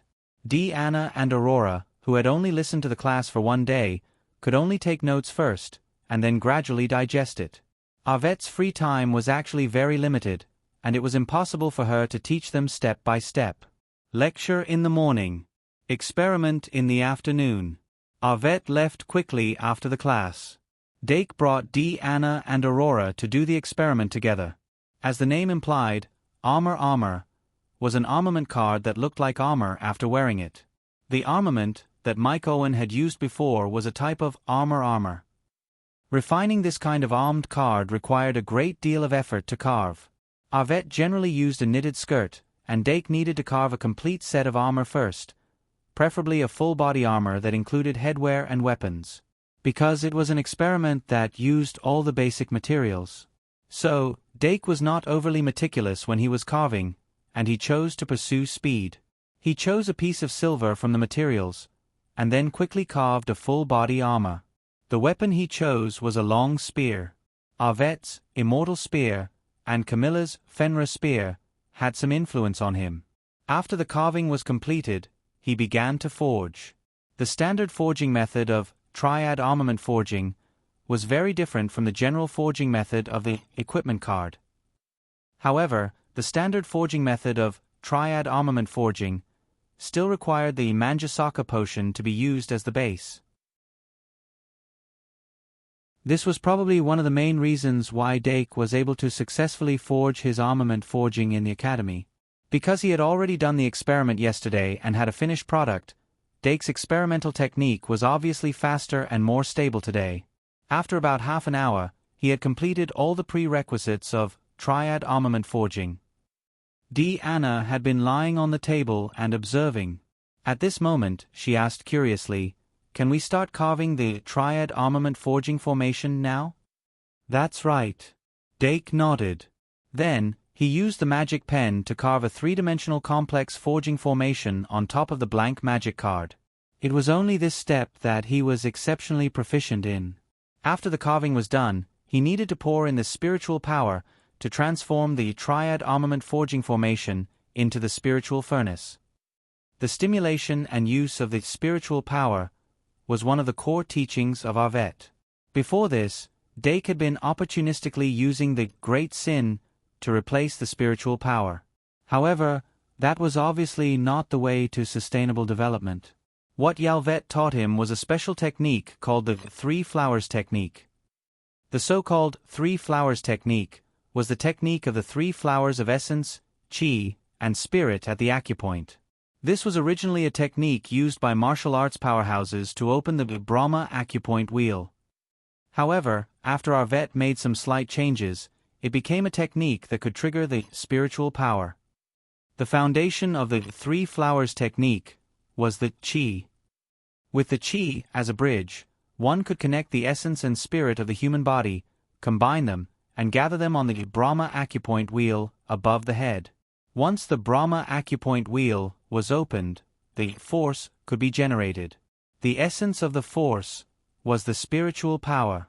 This was the reason why Narrate had originally planned to wait until Dake had a preliminary grasp of the chi before teaching him the standard forging method of the triad armament forging. With the chi, even if he could not open all 7 acupoints to generate the force, he could still use the adjusted three flowers technique to stimulate the spiritual power. Only with the spiritual power could he cast the spiritual furnace. After Dake finished inscribing the triad armament forging formation, he pointed between his eyebrows and closed his eyes to concentrate. His practice of the underworld spirit technique allowed him to master the three flowers technique faster than the gifted Dharma and Aurora. When his essence, chi, and spirit were highly concentrated, it was as if he could hear a drop of water dripping into his heart, creating ripples in his heart that spread outwards. His fingertip gradually lit up with a white light, and a trace of spiritual power was emitted. Then, he suddenly opened his eyes, and a bright light flashed in his eyes. With a stroke of his finger, the white light at his fingertip immediately pointed at the glowing sphere of the triad armament forging formation. The white light was like ink spilled from above, and in the blink of an eye, it dyed the entire surface of the forging formation white. The process of spiritual watering went very smoothly. Dake let out a sigh of relief, and then he revealed a smile. When casting the three flowers technique, he could inject his thoughts into it and change the environment of the spiritual furnace, refining the armament that he desired. Of course, that was an extremely high-end application. He couldn't do it well now. However, this didn't stop him from trying. Armament is still the same, right? Dake then placed the carved silver statue into the spiritual furnace, and took the opportunity to eat a candy. In a split second, the spiritual furnace released a huge suction force that greedily devoured his magic power. When 2/3 of his magic power was gone, the entire forging process was finally completed. Finally, he picked up the magic pen and pressed lightly on the top of the spiritual furnace, and the spherical forging formation was pushed into the magic card, leaving only a thick layer of light. The reaction in the magic card was still intense. Dake observed carefully and waited patiently. It wasn't until 5.5 minutes later that the violent fluctuations in the magic card gradually subsided, and the layer of light on the card surface gradually thinned and sank into the card. A silver-white armor slowly appeared on the surface of the card. Although it was very different from what he had in mind, it was indeed a set of metal armor that was equipped with a silver spear. Of course, if Dake really wanted to forge that, he wouldn't have added a weapon out of thin air. Moreover, the materials used for carving and the auxiliary materials needed to be added during the forging process were all very particular. With the current materials in the classroom, it was not quite possible. Anna and Aurora came over and stared at the magic card. Looks like it's a success? Dake stood the magic card upright and injected magic power into it. After a while, a trace of information was sent back. Card name, Spear Armament. Type, Item Card. Effect, Attack plus 200, Defense plus 100, Ultimate Skill, Spear of God, Spear of God. The silver spear of spear armament is extremely malleable. It can instantly lengthen and shoot the enemy. Armor penetration +1, attack +200. How is it? Deanna asked excitedly. Dake frowned slightly. Surprisingly, it's a decent weapon. Let's try it on. Deanna immediately suggested. All right. Dake nodded. In the name of Dake Dimeng, I summon Spear Armament. Armor transform. Dake used his fingers as a sword and waved it gently. The spear armament, between his two fingers, shone brightly. Countless silver threads burst out from the surface of the card, wrapping around his body in an instant and weaving into a silver-grade equipment at an extremely fast speed. Dake reached out his hand, and the silver threads that emerged from the armor spiraled down and formed a silver spear. Looking at himself in the mirror, the armor almost covered his entire body. Only his head and half of his face were exposed. From the moment he started to equip himself, the spear armament began to continuously absorb his magic power. The magic power flowed through the armor and made the connection between the armor and his body even closer. Dake felt it slightly and realized that although his current state was not as good as when the armor evolved into the moon god, it still brought about a certain degree of improvement to his vitality. I'm afraid this is the difference between the armor card and the equipment card.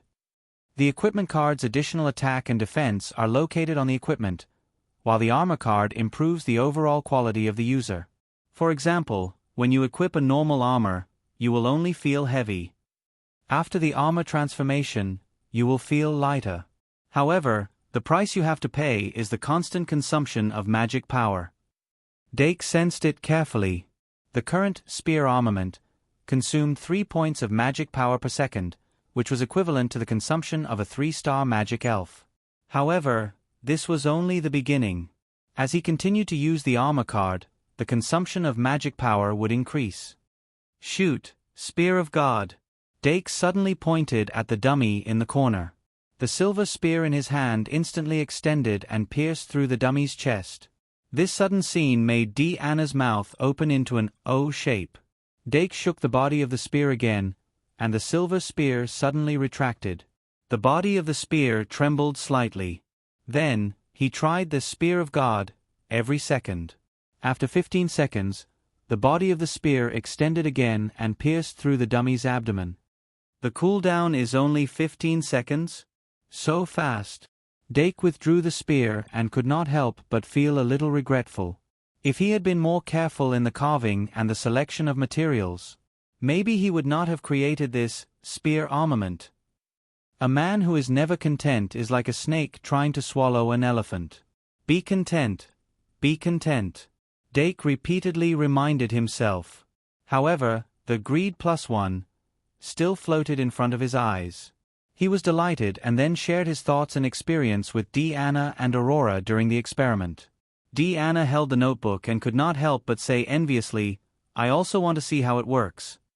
Master the 3 flowers technique first, Aurora reminded. Deanna took a deep breath and sighed. Dake and the other 2's classes were more free. After the experiment in the afternoon, they could basically be dismissed. However, Dake did not leave. Instead, he stayed and replaced Yvette to give Deanna and Aurora a tuition. Because they were eager to be like Dake and freely create the clothes they liked, the 2 of them were very serious during the tuition. Unfortunately, Deanna's brain was full of paste. Before this, Aurora had very little exposure to magical engineering. It could be said that she was starting from scratch. Therefore, her learning progress was very slow. Moreover, Deanna could not stay in the Duke's mansion until night time. When Camilla's teaching task was completed, she had to go home with her mother and come back the next day. Dake sent Deanna to the door every time, then turned back to check on the daily learning of the magical elves. After that, he had dinner with his family and finally returned to the bedroom to continue studying Zoo. He was only 1 step away from completing his research on Zoo. Dake temporarily put aside other topics and focused on solving the difficult problem of Zoo. However, as the research deepened, the final difficult problem was analyzed layer by layer. He gradually noticed that there was knowledge that was beyond the scope of his syllabus. It was already beyond the scope of his ability to solve. Hiss! Dake knocked on his head and was a little worried. The drawbacks of starting to research such a profound card like the zoo when he was only in his first year were finally revealed. He was stuck. Then, there was a problem. What should he do if he was stuck? Answer 1. Pay for it. Answer 2. Call someone. Dake thought about it and chose to call someone. However, it was late at night and he did not want to disturb them. Dake decided to visit Claire again tomorrow night. July 4th, Wednesday. The sun hung high in the sky and the heat was unbearable. Dake handed in the results of yesterday's experiment in Yvette's combat weapon refining class. After inspecting the gun armament, Yvette gave a certain affirmation. It seems that refining the armor armament is not difficult for you. It's a pity that this gun armament is not enough for you to step into the Tower of Ares. The Tower of Ares? Is that the battle tower that was mentioned before? Dake asked curiously. Yvette smiled and nodded. The Tower of Ares, also known as the Tower of the God of War, is a sacred place for combat weapon duels. Your sister Ollie once entered the tower to train. Dake looked up thoughtfully and said, "What's the difference between combat weapon duels and magic duels?" Yvette said, "Combat weapon duels, as the name suggests, are mainly duels with combat card. Duelists can only use combat card and equipment card. Moreover, there is no magic ball, only an arena, and the duelist has to fight in person." Dake was puzzled. "I summon my fist as an attack?" Yvette could not help but laugh. "That's not wrong. In short, combat weapon duels have less variety compared to magic duels, but they are more intense and lean more towards actual combat." Dake nodded. "Then, why do you say that my gun armament is not enough to enter the Tower of Ares? Is there a threshold to enter the Tower of Ares?" "Of course there is." Yvette smiled. "For most people, it's very difficult to even obtain the qualifications to enter the Tower of Ares. It's useless to talk about it now. You'll know when the time comes." Dake asked, "When is the time?" Yvette said slyly, "That's not necessarily true. It'll have to wait until I'm done with my matters. It'll be at least August." "Does it take that long?" Dake could not help but ask. Yvette said, "There's no other way. The Holy Church is restless." Dake's pupils constricted, and he did not continue on this topic. After all, they were in class, and this was the end of the digression. After Yvette stopped, she wrote on the blackboard, "Today, we'll start a new topic, the advanced chapter of armor armament, drive armament." Then, she explained the topic based on the knowledge. Although she did not cite the classics, she was clear and detailed. Dake gradually understood what drive armament was. The biggest difference between armor armament and armor armament was that it did not exist directly in the form of armor or weapon. Instead, it gathered all the information into an exclusive drive. Through the drive, it completed the armor transformation. This drive could be a belt, a wand, a shape-shifting device, a rock, or a sword. In short, there were many types of drives, but the core element was the same, which was to assist its owner in the armor transformation. So, what's the advantage of drive armament? Dark still had some understanding of something like a drive, but what he didn't understand was what was the point of adding an additional drive between the magic card and the armor in this world where the original use of the magic card was to be driven. Yvette blinked and said, "For most of the mages who specialize in armor cards, the biggest advantage of drive armament is that they don't need to design the armor armament itself. They only need to design a drive, and then let the armor armament refine freely. This will make the design process more convenient, and the refined armor armament will be more reasonable." "A benefit for the handicapped?" Dake could not help but ask. Yvette said, "Probably." Dake asked again, "What about a small number of mages?" Yvette said, "Everyone has their own understanding. I'm more willing to call it spirit armament. For our school, the essence of drive armament is to omit the steps of making the armor armament itself and focus on the process of spirit watering. It's not that we don't really design it, because you have to know what you want to refine. Dake shook his head and said, "Designing a specific model in the brain is not as easy as refining an armament." Yvette said, "That's true. But in this way, the requirements for the materials will be relatively lower. Moreover, drive armament is often more suitable than armament, and more suitable for mages. Most importantly, drive armament can increase the power of the mind." Idealistic armament. Dake could not help but be silent. If that was the case, drive armament indeed had greater potential than armament. Of course, there were armors that could also increase the power of the mind, but they were extremely rare. At this point, Dake had a rough understanding of drive armament. Yvette saw this and said, "As usual, I'll explain the essentials of drive armament in the morning. The afternoon will be left for you to experiment on." Dake nodded slightly. Yvette began to teach. The steps of drive armament seemed to be simplified, but it was more complicated than armament, in essence. Dake absorbed the knowledge taught by Yvette with all his might like a sponge. Although Anna and Aurora did not understand much, they still took notes seriously. With full concentration, the morning class ended quickly. Yvette did not even have lunch in the Duke's mansion and rushed to the office with Claire. As the middle of July approached, they became busier. Other than occasionally discussing with them, Dake was still speculating about the current situation through the newspapers. He could faintly feel that the undercurrents were surging in the King's City, and all kinds of monsters were peeking their heads out. When the saint held the execution ceremony, it would be the time for all kinds of monsters to dance. However, Dake would occasionally think that if he could think of this, the saint would definitely think of it. Could it be that the saint was actually on the 5th level? Did the execution ceremony have another purpose? That afternoon, after Dake entered the classroom, he began to try to craft drive armament. However, the crafting of drive armament was indeed more difficult than armament. Dake tried a few times and ended in failure. He was lucky enough to succeed in the last attempt, but it was better than nothing. This made him worried. However, after announcing that the class was over, he quickly regained his composure. After dinner, at 9:30, after Dake learned from Olga that Claire had returned for less than half an hour, he brought the relevant materials and books to visit her. This was the first time Dake visited Claire Kate's room at night after returning to the Duke's mansion. "You're here?" Claire, who was only wearing pajamas, leaned against the white hollow chair with a slightly tired expression. During this period of time, she was assisting Yvette in handling official business. She was also extremely busy and only had free time at night. After Dake stepped into Claire's bedroom, he noticed that there was a zoo in the bedroom.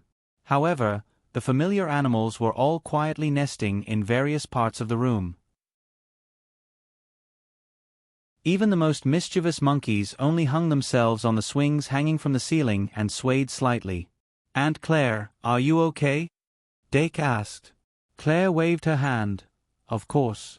Thus, Dake did not hesitate and directly moved the densely written notebook in front of her to communicate with her in depth. After more than an hour, Dake was enlightened. Originally, he relied on his own ability to research for a very long time and was only one step away. Now, with Claire's guidance, he finally understood the last part of the syllabus thoroughly. "Looks like I can start refining the zoo in 2 days." Dake was excited and his eyes were full of vigor. Unlike the paradise that he got for free, the zoo was basically researched by him bit by bit. The time and energy spent on it was immeasurable. If he could successfully refine it, it would be a great affirmation of his own efforts. It could be said to be a stage victory for his learning career. However, before that, he still had to solve a small problem. "Here, material bag." Claire waved her hand, and a monkey walked over with a big box in its arms. 3 sets, it's gone after it's used up." She pointed at the box and said. Dake immediately picked up the box. It was a yo-yo. Claire shook her head and picked up Galileo from the table and walked to the bed. 4 in 1 8000 plus. A 99/233. Moving today used up all the physical strength that I accumulated over the past 18 years. Now, I'm in an unprecedented state of exhaustion. I closed my eyes several times when I was writing because I was too tired, but I finally finished today's update. I'll sleep and continue moving. Under smiley face iota angle. Under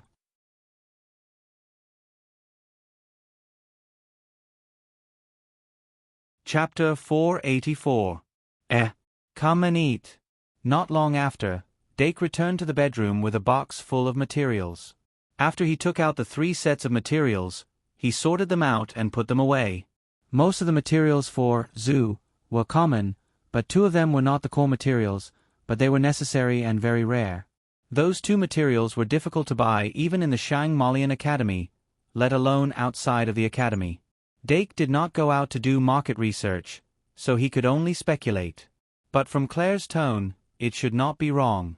Maybe after all 3 sets of materials were used up, there would be no more. It was late that night, and although Dake was itching, he did not immediately start the experiment. He remembered the website, Vipkanchu. VIP. After a good night's sleep, he continued with his classes the next day. As usual, our vet arrived at the small classroom of the Armed Forces Workshop at 8:30. Dake, Deanna, and Aurora also came early. Yvette said as soon as she started, "We only have 1 hour today, so if you have anything you don't understand, ask me as soon as possible. I will be going out often in the next few days, so our classes will end here for the time being." Dake was prepared for this, so he was not surprised. Aurora didn't really understand, so she wasn't particularly concerned. Only Deanna could not help but be surprised, and looked around as if she had seen a ghost. Yvette smiled and said meaningfully, "Although the classes are temporarily stopped, you can still come here to review the knowledge you have learned before, or to do experiments. I will ask Molly to fill up the storage of materials in this laboratory." Deanna blinked and said happily, "That means we can continue with our classes?" Yvette nodded. "When the time comes, you can ask Dake if you don't understand anything, or ask him to collect the questions and give them to me when I return to the mansion." Deanna immediately put her hands on the table and sat upright. These few days of summer tutoring had made her fall in love with classes. If this summer tutoring ended like this, not only would she lose her legitimate reason to come to the Duke's mansion, but she would also be forced to practice her sword and spear every day. But what kind of girl liked to play with swords and guns? Even if Deanna liked it in the past, she now had the preferences of a normal girl. Wouldn't it be better to make clothes and forge equipment with his little cousin in this classroom? Although there were only failures and no successes for the time being, when the technique was practiced to a certain extent, perhaps it could break through the theoretical barrier. Moreover, she had more or less grasped the beginnings of the 3 flowers technique. Perhaps she would be able to learn it in a few days. At that time, even if he didn't refine the armed card, he could at least refine a few outfit card, right? After he mastered the refining method of the outfit card, he would make a few sets of Sister Edition and Couple Edition, Diana thought happily. She then saw Doc walking back and forth between the stage and the audience, asking questions as many as the hairs on a cow. She didn't have any questions to ask, so she just sat there like a fool. An hour passed quickly. Dake put down his notebook regretfully and then sent Arvette out of the mansion. After this, both Arvette and Claire would be very busy, and he had to start speeding up his progress. After Arvette left, it was the second class in the morning. Dake continued with the refining experiment of the driving armament. Although it still ended in failure, he compared it with the notes and finally figured out some of the problems. He had a feeling of suddenly being enlightened. When he came back to his senses, it was already lunchtime without him noticing. Magical refining experiments always gave him a sense of immersion. The joy of creating things was much better than building blocks and building Gundams. Therefore, after lunch, he immediately returned to the classroom and continued with the experiment. But this time, the subject of the experiment had changed. It was time to try to refine the zoo. Although there were only 3 sets of materials, 1 set of materials could not be used up every time he failed. Therefore, the error tolerance of this experiment was not as low as it seemed. After Dake explained it to Deanna and Aurora, he began his first attempt. The zoo was a field card. The field card had a higher requirement for the true projection technology than the equipment card. Therefore, the quality of the Manjasaka magic potion was also more demanding. The quality of the magic potion that Dake used to refine the armament was actually not up to standard. Therefore, he first had to make a breakthrough in the quality of the Manjasaka magic potion. This was also one of the problems that he had been unable to solve before. However, under Claire's late-night teaching, he already had a clue. The Manjasaka was a bright red color. According to legends, it was a flower of the other shore that bloomed in the underworld. The dead wandered in the void of the underworld and would occasionally encounter the red color.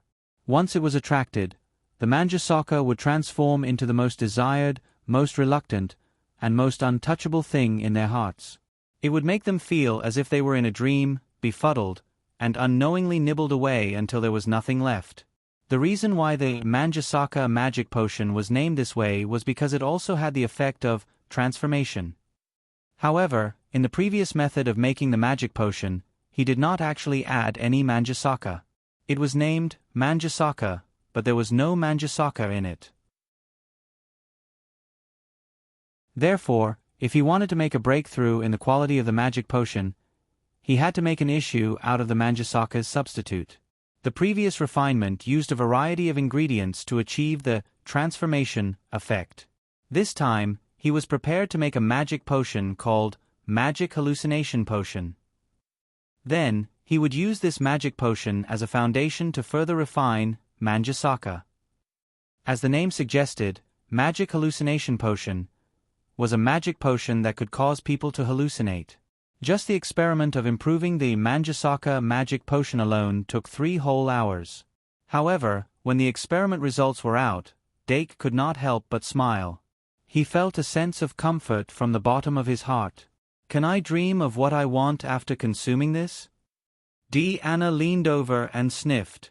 Dake hurriedly moved the tube of finished potion away and reminded her, Manjasaka is highly addictive. It's the most forbidden of forbidden drugs. Don't touch it at all, understand? Anna smacked her lips. Woman's fine. Anna is very obedient. Dake raised his hand and pinched Anna's soft little face. He smiled and said, It's good that you're obedient. Once I've refined Zoo, I'll bring you to a good place to play. What good place? Is there good food? Anna's eyes lit up. Dake smiled. There should be everything. After that, he continued to prepare for the Zoo refinement. Other than the equipment card's true projection element, Zoo also had the magic card's spell element. In other words, he needed to use the spellcraft language to write his own Zoo spell. The more he studied, the more shocked Dake was that Claire could develop a field card like Zoo. Not only did Claire develop Zoo, but she also developed the higher level Animal Kingdom and Paradise. Dake had a deep understanding of the power and usefulness of Paradise. His future goal was to study Zoo and the higher level Animal Kingdom to develop his own field cards. The height of a field card spell was different from that of a magic card spell. However, the width of a field card spell was usually higher than that of a magic card spell. Therefore, its spell was not necessarily very profound, but it would definitely be very long. When Dake first tried to write it, he found that the length of Zoo's spell was almost 6 times that of Fusion. After that, he gradually improved it and doubled it, making Zoo's spell 12 times longer than that of Fusion. After talking with Claire last night and solving the last problem, Zoo's spell was 13 times longer than that of Fusion. Due to his limited knowledge, he did not fully understand the theory of Zoo's spell. Instead, he used a formula to write it. Therefore, he still needed to do a detailed test to see if the spell he wrote could really be used. After that, he would need to make some minor adjustments according to the various indicators and finally come up with a spell that was perfectly compatible with him. Claire had already taught him the detailed test method, but it was also very cumbersome. He maintained enough patience and spent a full 3 hours to complete the adjustment of the spell. At this time, it was already dusk. Anna was reluctantly pulled home by Camilla. Aurora also left the classroom to do her own things. Dake looked at the little magical beast that stuck its head out at the door and waved his hand. The little magical beast immediately flew to the side of the experiment table and sat down curiously to look at the bottles and jars on the table. Dake was preparing for the formal experiment while casually asking, "How's the learning progress?" The little demonic beast immediately poured out the beans with a blah blah blah sound. The learning progress of the magic elves was much faster than Dake expected. The most intelligent and hard-working magic elves had already completely grasped the basic knowledge. The representative of this group of magic guiding fairies was its little fiend magical beast. In short, the little magical beast tilted its head and said these words. Apart from it, the Diru beast, Fairy EV, and the magician secretary were also in the first echelon. The second echelon, which was slightly behind in learning, was Meow Meow, Lion Beast, Milk Can, and Kettle. The third echelon was the Shapeshifter, Hawkman, and Chochio Sea Lion. The remaining Vampire's Daughter, Phoenix Girl, Dream Demon, Moon God Soul, Cyanide Dragon, and Sword Sheath were in the fourth echelon. Trash Slime was the only one. The Vampire's Daughter and Phoenix Girl, who originally needed to grasp the basic knowledge, did not have good grades. The former was always absent-minded, while the latter was born not long ago and was also influenced by the environment. However, with Madam Cook's strict discipline, they could not overturn the heavens. Dake praised the little magical beast's efforts as he said, "When the middle of the month comes, let the teachers organize a stage test." Little magical beast, ah. Dake said lightly, "When the time comes, I will give different amounts of little red flowers as rewards according to your ranking. Since you are in the first echelon, do your best to fight for it." The little magical beast suddenly quivered and stood up. "I'll go back first." Then it spread its wings and ran away in a hurry. Dake couldn't help but smile as he walked over and locked the classroom door from the inside. Then he began the official refining experiment. The first experiment went on for 6 minutes, and without any suspense, it failed. Dake was not discouraged and continued. The second experiment went all the way to the writing of magic incantations, but because of a mistake in the writing of a magic incantation, all the previous efforts were wasted. Dake couldn't help but take a deep breath as he remembered the painful experience of repeatedly copying in order to submit a flawless composition. This actually tested one's mentality more than the mistakes in other steps. After he noticed that there was a problem with his mentality, he stopped to sort out the magic incantation once and then continued again. He didn't succeed all the way until dinner time. Tonight, Yvette and Claire didn't come back for dinner. Dake brought Aurora and the magic elves to the table to eat while observing their progress and relaxing at the same time. The many failures had reduced the amount of materials in his hands by a whole set. The remaining amount was just enough to refine 2 zoo cards. If he could successfully refine 1 zoo card, then there was only 1 set left to try and make mistakes. Dinner time was just the right time for him to reflect on his actions. In the end, he decided to stop the experiment and spend the night to summarize the failures of the day before studying again. This way, when he continued the experiment the next day, it was indeed much smoother. Doc actually completed all the steps in one go, refining a finished product of the magic card. He removed the stains on the surface of the magic card and saw the open-ended zoo pattern on the card. There were shadows of animals in the zoo pattern on the pattern. Dake was delighted and immediately picked up the tweezers to pick up the magic card. But when he picked up the card halfway, the surface of the card suddenly emitted an extremely chaotic light. He was shocked and immediately put down the tweezers and the magic card. The 3 chakras in his body were operating at high speed, releasing chi all over his body. Then he quickly retreated. Then he saw 2 people in front of him and the experiment table. Then, from the magic card, there were distorted buildings that crazily drilled out. Those buildings seemed to be forcibly squeezed out from a narrow place and quickly expanded. At the same time as the experiment tools were sent flying, they suddenly rushed in all directions. Anna and Aurora punched at the same time. The surging chi, together with their innate strength, smashed the surging buildings into smithereens in an instant. They dispersed before they could form. Magic power exploded like fireworks. The classroom returned to silence. 2 in 1 4,000 plus, yesterday. Today is a busy day, but a little more free than the previous 2 days. Yesterday morning, I only slept for 3 hours before I was woken up. As a result, my whole body hurt yesterday and I couldn't take it. Try to update at 12 o'clock today.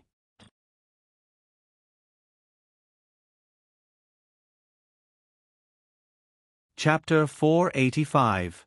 There's only one last set of materials left. Dake took a deep breath and began to tidy up the broken experimental tools. The head maid, Molly, heard his voice and knocked on the door of the classroom. Dake called her in and ordered, "Change the experimental equipment." Then, he spread out a pen and paper in the corner of the classroom and did a complete review of the experiment process, trying to figure out the main reason for the failure. When he was refining fusion, he also made a lot of mistakes, but because Senior Panduola was by his side, every mistake was quickly discovered and pointed out. This time, there was no one watching him, so he could only rely on himself to find the mistakes. But he had to admit that it was very difficult. It was even more difficult than Mathematical Olympiad. But before he found the root of the problem, he couldn't do it. Because there was only one set of materials left. Remember, https://m Vipkanshu. VIP. Molly quickly changed the experimental equipment, but Dake didn't succeed in finding the mistakes. Anna and Aurora saw this and quietly left the classroom. The two sisters changed to another living room and sat for a while. Then, Aurora said to Anna, "Sister, do you want to sit in my room?" Anna's eyes lit up, and she immediately said, "Sure." She didn't have a sister who could do small handicrafts with her in the courtyard of the Great Bell family. Some time ago, she went to Viscount Flotty's house to look for Luo-C to play, but she found that Luo-C was in a difficult situation where she couldn't wait to use every second. She didn't have time to play with her. Viscount Flotty seemed to want to compensate her for neglecting her all these years. She found 6 tutors for her, and it was said that one of them was a senior who had just graduated from the Shang Malian Academy. In short, those tutors worked 24 hours a day, from aristocratic etiquette to violin playing, from basic knowledge to magical theory, from tea ceremony to clothes. They arranged everything for Luo-C. Now that she had a little cousin, she could fill the void of Luo-C. Therefore, Anna entered Aurora's room happily. Aurora's room was very neat and tidy. Perhaps it was because she rarely went out to buy things after living here, but it was even a little monotonous. However, from the details, one could still see traces of a young girl's heart. Anna looked around furtively and suddenly noticed a small crib. She couldn't help but ask curiously, "Why is there a crib here?" Aurora walked to the side of the crib and lifted the cloth covering it slightly. She said, "I heard from my mother that I have already lived in the Duke's mansion for a period of time. This is the crib I slept in at that time." "Oh, is that so?" Anna walked around the crib twice and suddenly wondered, "Why don't I remember sleeping in a crib like this?" Aurora was stunned for a moment before she said, "Maybe he doesn't remember." "That's true." Anna nodded. Aurora asked her to sit on the sofa for a while. Then, she took out a box of crystal honey cakes and a set of tea sets. She made some lemon tea and placed some snacks on the table. Then, she sat down and started to chat with Anna about girls' topics. After a few days of studying together, the two of them had become much closer to each other. Anna was very interested in the City of Freedom where Aurora lived.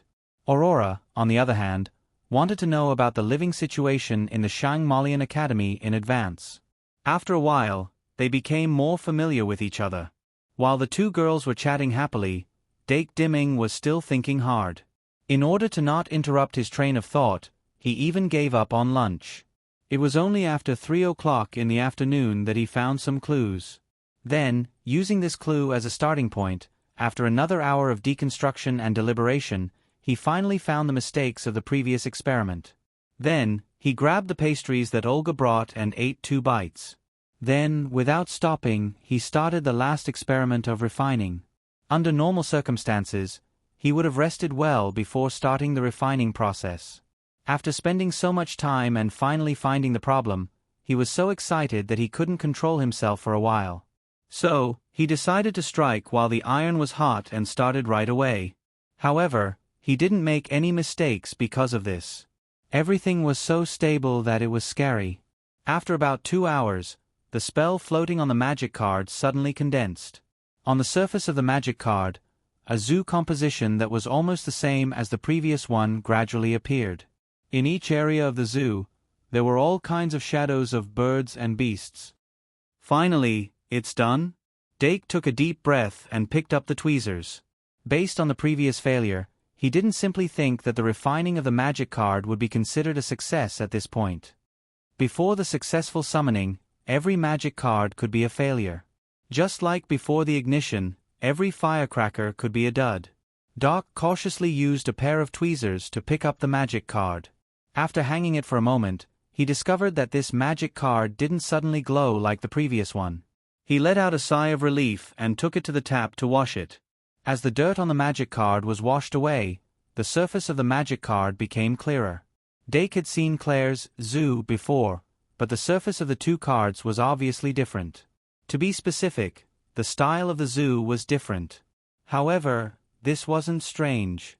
Even if it was a magic card with the same name, there would be subtle differences. In this world, there was no such thing as a magic card that was exactly the same. Dake put the washed magic card back on the table. Then he picked up the magic pen and touched the surface of the card, slowly injecting a trace of magic power. The magic power flowed into the card very smoothly. Dake was finally sure that this magic card wouldn't suddenly explode. So, he gradually smiled and personally injected magic power to obtain information. Card name, Zoo. Type, Venue card. Effect 1. Summoning time of the bird or beast type magic fairy that belongs to you-1s. Effect 2. Summoning a bird or beast type magic fairy that belongs to you in the zoo, magic power plus 200, attack plus 200, defense plus 200. Effect 3. Summoning a bird or beast type magic fairy that belongs to you in the zoo. Each magic fairy's magic power recovery speed will increase by 1 point/second, up to a maximum of 10 points/second. Effect 4. Additional ultimate skill, 10,000 beasts out of the cage. A large amount of information flowed into Dake's mind through the feedback of the magic power, and he couldn't help but look surprised. So this zoo venue card has 4 effects? The venue effect is basically limited to the summoning time of the bird or beast type magic fairy that belongs to you. Apart from the basic 1-second reduction in summoning time, there are also 3 attributes increase that this type of venue card generally has. However, compared to Paradise's effect, Zoo's 3 attributes increase can't be stacked and is fixed at 200 points.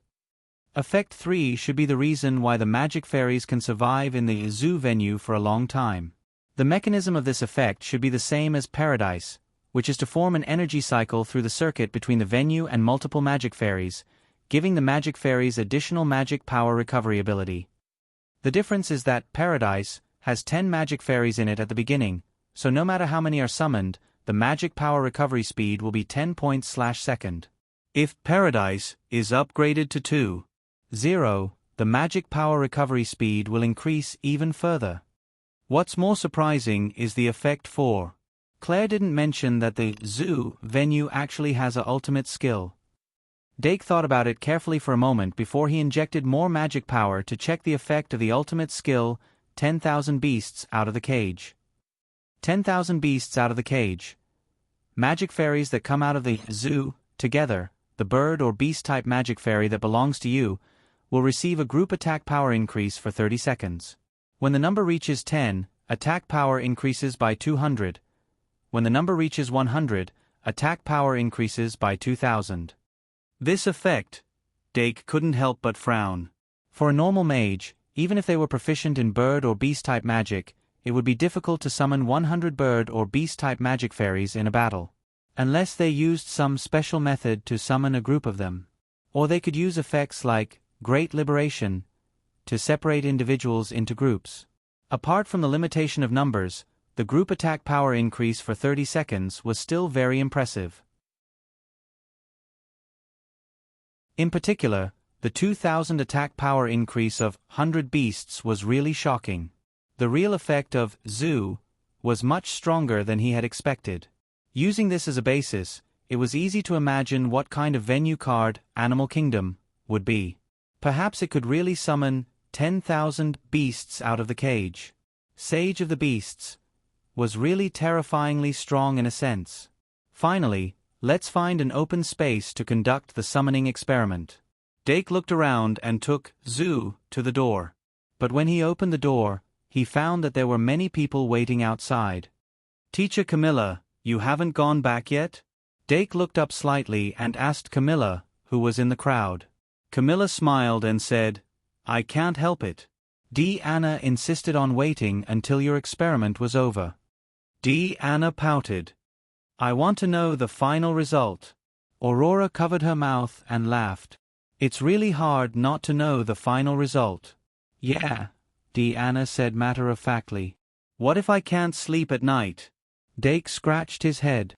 "Then, what about Teacher Cyrus and Teacher Plant?" The former director of the Royal Botanical Garden, Ms. Plant, smiled and said, "Camilla has piqued their curiosity." Cyrus, the silent sage, asked curiously, "So, it's done?" Dake nodded slightly.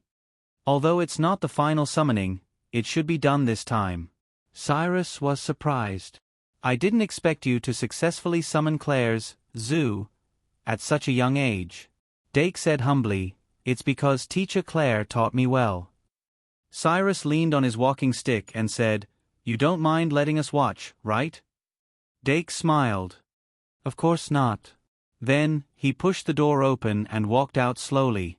Soon, the group arrived at the open space outside the mansion. Dake used his index and middle fingers as a sword and clamped the Zoo tightly.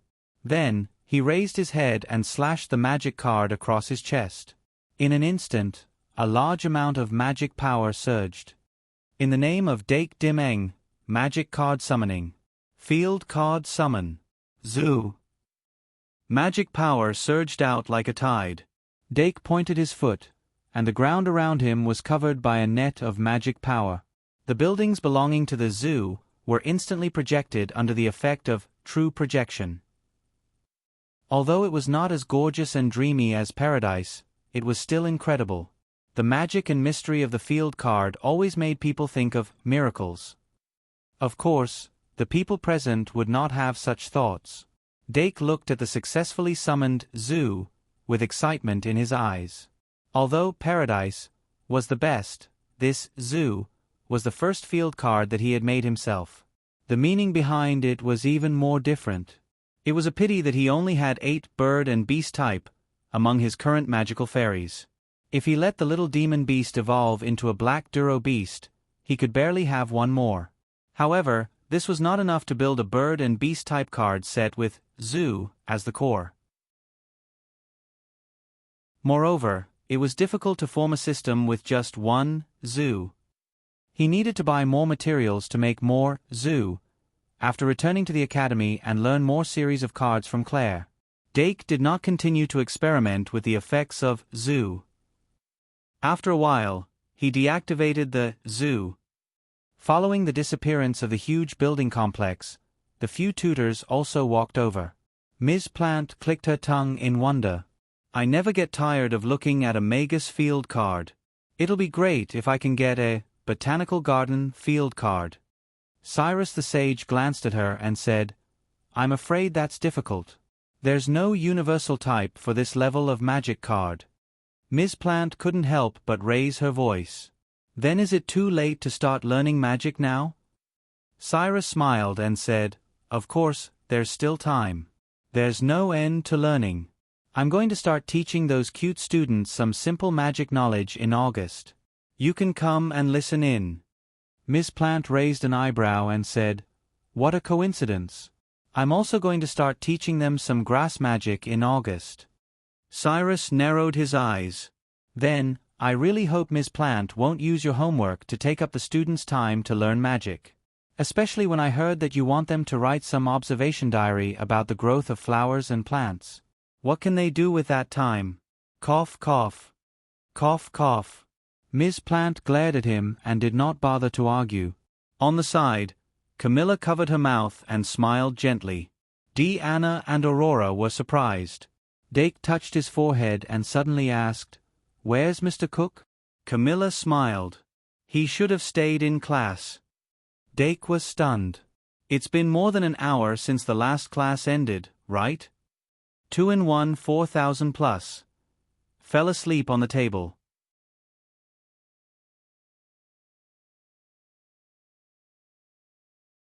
Chapter 486. Would it still be considered a lesson if they stayed for more than an hour? Dake could not help but feel happy for the magic elves. It was great to have such a serious and responsible teacher like Madam Cook. Dake turned around and said, "Since it's already so late, why don't you all stay for dinner?" Sure. Pata. Camilla pressed down on Deanna's head and smiled. It's getting late. My husband must be waiting anxiously, so we won't be staying. Immediately after, Sage Cyrus and Lady Plant expressed the same intention. Dake did not force them to stay. He only said to Deanna, "Tomorrow as usual." Deanna's eyes lit up, and she immediately waved. "See you tomorrow." Dark waved his hand and said with a smile, "See you tomorrow." Tomorrow was Saturday, and it was supposed to be a weekend. However, Yvette did not mention this, so Dake decided on his own. He did not forget that he had promised to bring Deanna and Aurora out for a stroll after Zoo was successfully cultivated. Tomorrow was the weekend, and the magic elves were also on holiday, so the 4 tutors would not be coming. In other words, the wide sea allowed the fish to leap, and the wide sky allowed the birds to fly.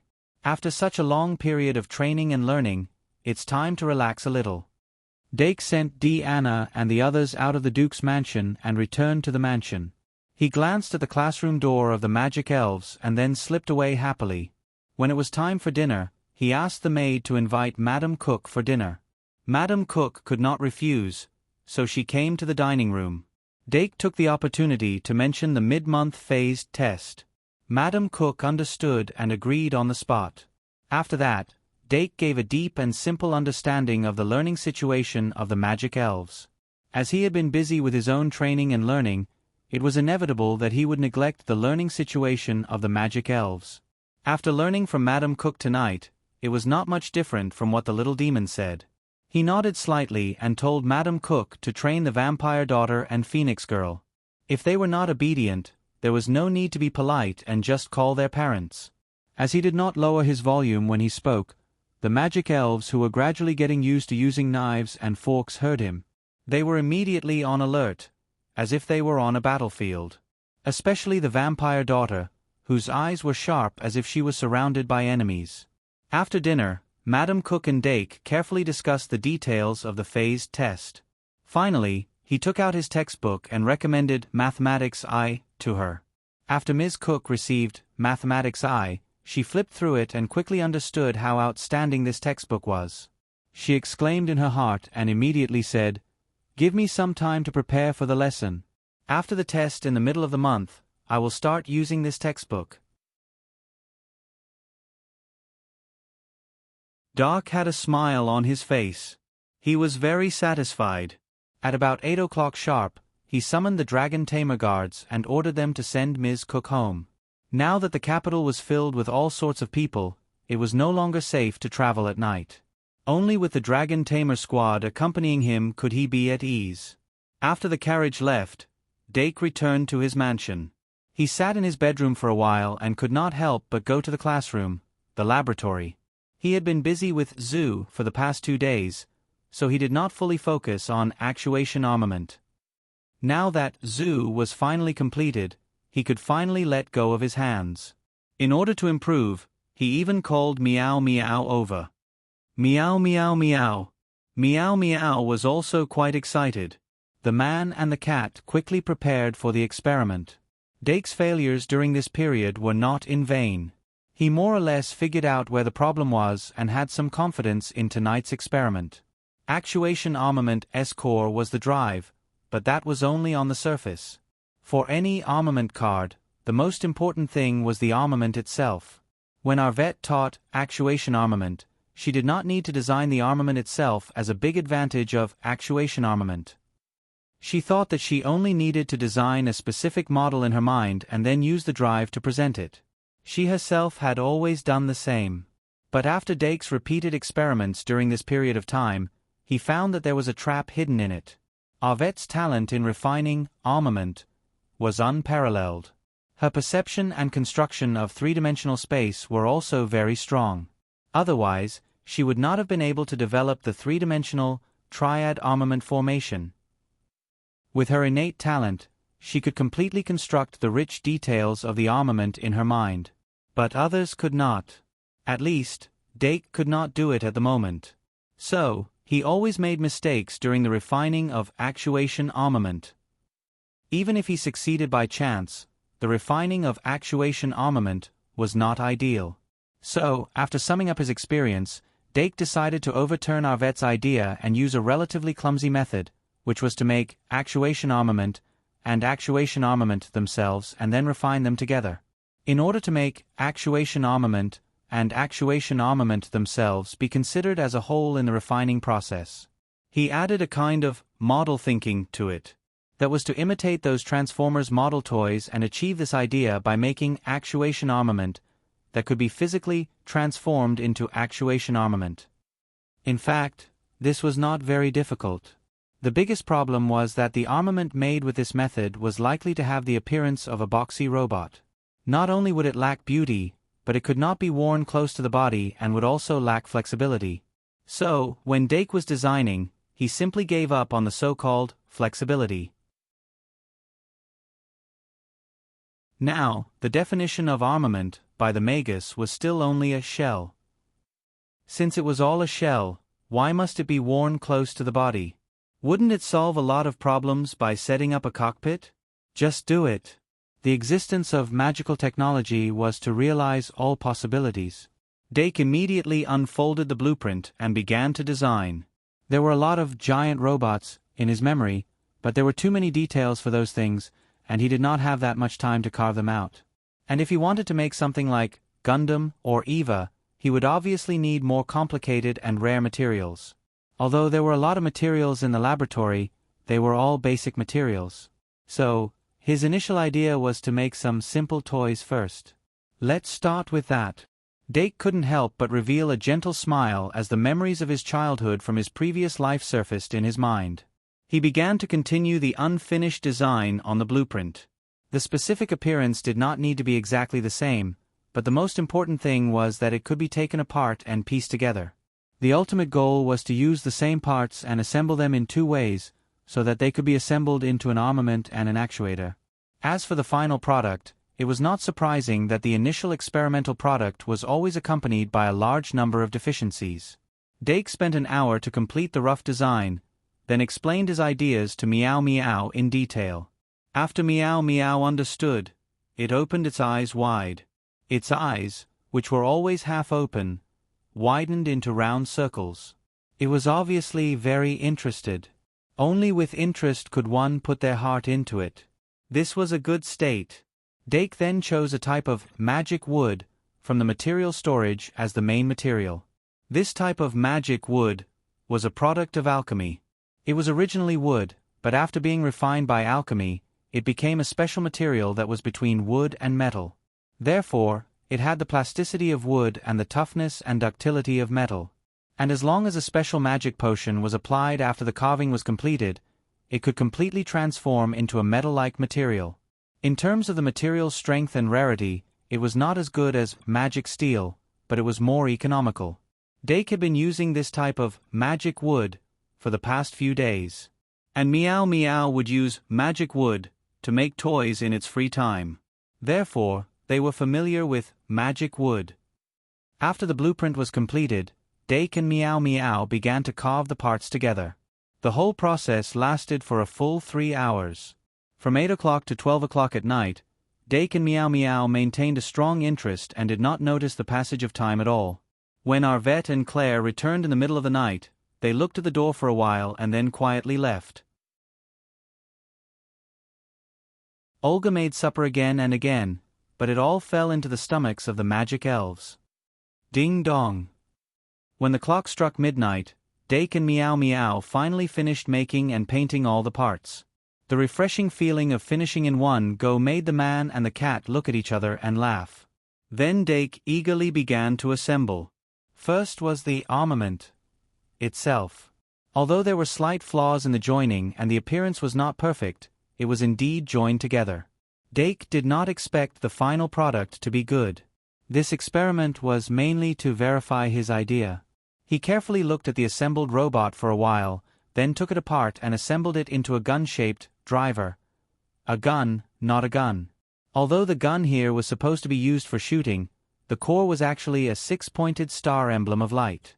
But Dake was not a complete copy to begin with.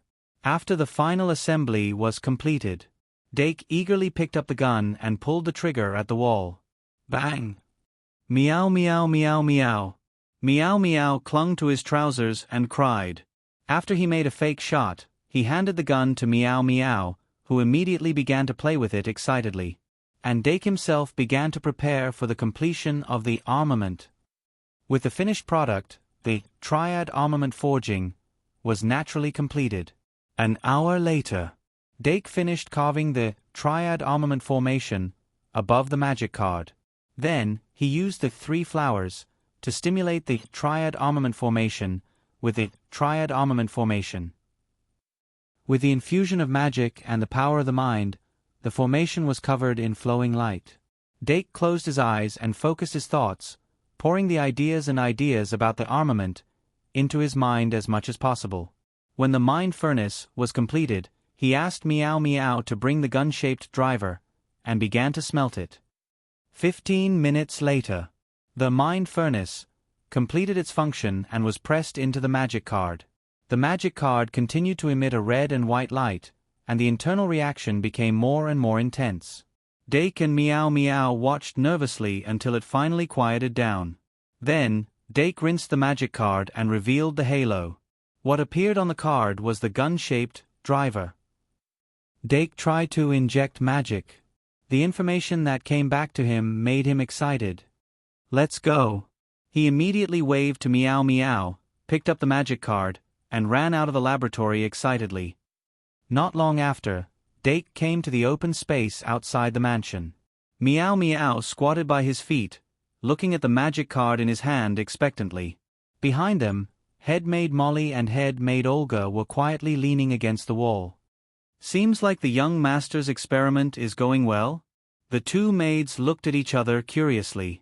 What kind of armament could Dake make? While they were thinking, they suddenly noticed that Dake had begun to summon and quickly turned their heads. In the name of Dake Dim-Eng, magic summoning. As the summoning ended, a gun-shaped driver appeared in Dake's hand. He excitedly held the gun, pulled the trigger, and slowly pressed it against the open space. In the process of pressing the trigger, he clearly felt a repulsive force, so he continued to inject magic. As the magic poured in, light gathered above the gun-shaped driver, forming a light emblem with a hexagram engraved on it. Using the light emblem as a bullet, Dake aimed at the open space and pulled the trigger. Bang! The light emblem instantly shot out and rolled on the ground at high speed, drawing a huge hexagram magic circle. Almost at the same time, the gun-shaped driver in Dake's hand turned into light and disappeared. Then, from the hexagram magic circle, a huge robot with red as its main color slowly floated out. It was slightly different from how he imagined it to appear. This huge robot did not transform like the classic transformation scene, but appeared directly. It was a huge robot that was 6 meters tall, the Magic King in charge of fire and earth, the Lightbringer. Meow meow meow. It actually worked. Dake could not help but open his eyes wide. Although the robot in front of him was definitely different from the Lightbringer in his memory. But as long as he could summon the wishful godly sword and shout, "Cut in half, wishful godly sword," he felt that it was worth it. As for whether this mech was strong or not, what did it matter? Dake grasped the magic card in his hand tightly, looking excited. Until he suddenly realized a very important problem: how to get in. In the original anime, the main character rode a skateboard and rushed into the cockpit while the Lightbringer was transforming. But obviously, he could not do that now. It can't be that I have to crawl in, right? Dake looked at the motionless Lightbringer, after being summoned, and instantly fell silent. 2 in 1 4000 plus, yesterday. Actually, I don't know much about the Lightbringer, but it doesn't matter, as long as I can cut it in half.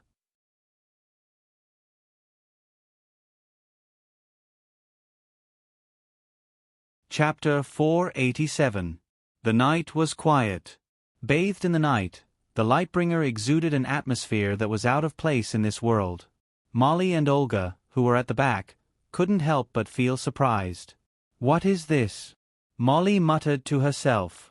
"It's armament," Olga said. "Have you seen such an armament before?" Molly couldn't help but raise her voice. "Haven't I seen it before?" Olga revealed a trace of a smile. Ever since he came into contact with magical technology, the young master's light shined brighter and brighter. Perhaps this was the so-called talent. Some people were born with divine strength, while others were good at using swords.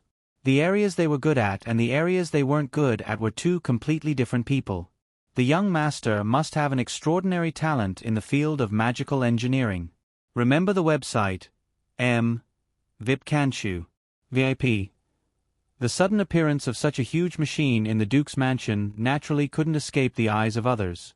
Just as Yvette and Claire were about to sleep, they smelled the smell and couldn't help but put on their pajamas and went to the corridor. Yvette was in the master bedroom, and Claire's bedroom wasn't far from hers. After the two went out, they looked at each other and went to the nearest window to look outside. In the open space, Dake and Meow Meow were looking up at the Lightbringer, thinking about how to enter it. Meow Meow Meow. Meow Meow waved its claws a few times and suddenly ran forward. Then it ran up the legs of the Lightbringer, and climbed to the top of the Lightbringer, and then it felt around. Of course, it couldn't find out. After all, the Lightbringer's cockpit was behind the breastplate and not the head. Dake walked to the foot of the Lightbringer, and carefully observed for a moment. He took out the flight spell, and flew to the breastplate. He tried to touch it with his hand. The moment his palm touched it, he suddenly felt a wave of mana fluctuation, and then he was pulled in by a suction force from the inside. When he stabilized his body again, he was already standing inside the Lightbringer space. It wasn't a cockpit with a seat or a control panel, but a special space with a hexagram array floating under his feet. Standing in this space, it was as if his entire body had fused with the Light Envoy. There was no need for any joysticks. As long as he willed it, he could make this huge machine move. However, at the same time, the large amount of mana that was flowing out of his body made him realize that it would not be easy to maintain the continuous operation of this body. Compared to normal equipment, the luminous emissary required a lot more energy, and it wasn't just a little. Even Dake, who was used to supplying mana to the magic elves, was having a hard time, not to mention the magic elves that lacked the ability to recover mana. Obviously, it didn't have its own energy core like the moon god's soul eye. Even if it only consumed 30 points of mana per second, it would take 900 points of mana to sustain a single round. Only a magic guide fairy like Phoenix Maiden could drive Light Envoys for a long time. However, Phoenix wasn't Dake's magic fairy, so in theory, she would be rejected by a Light Messenger.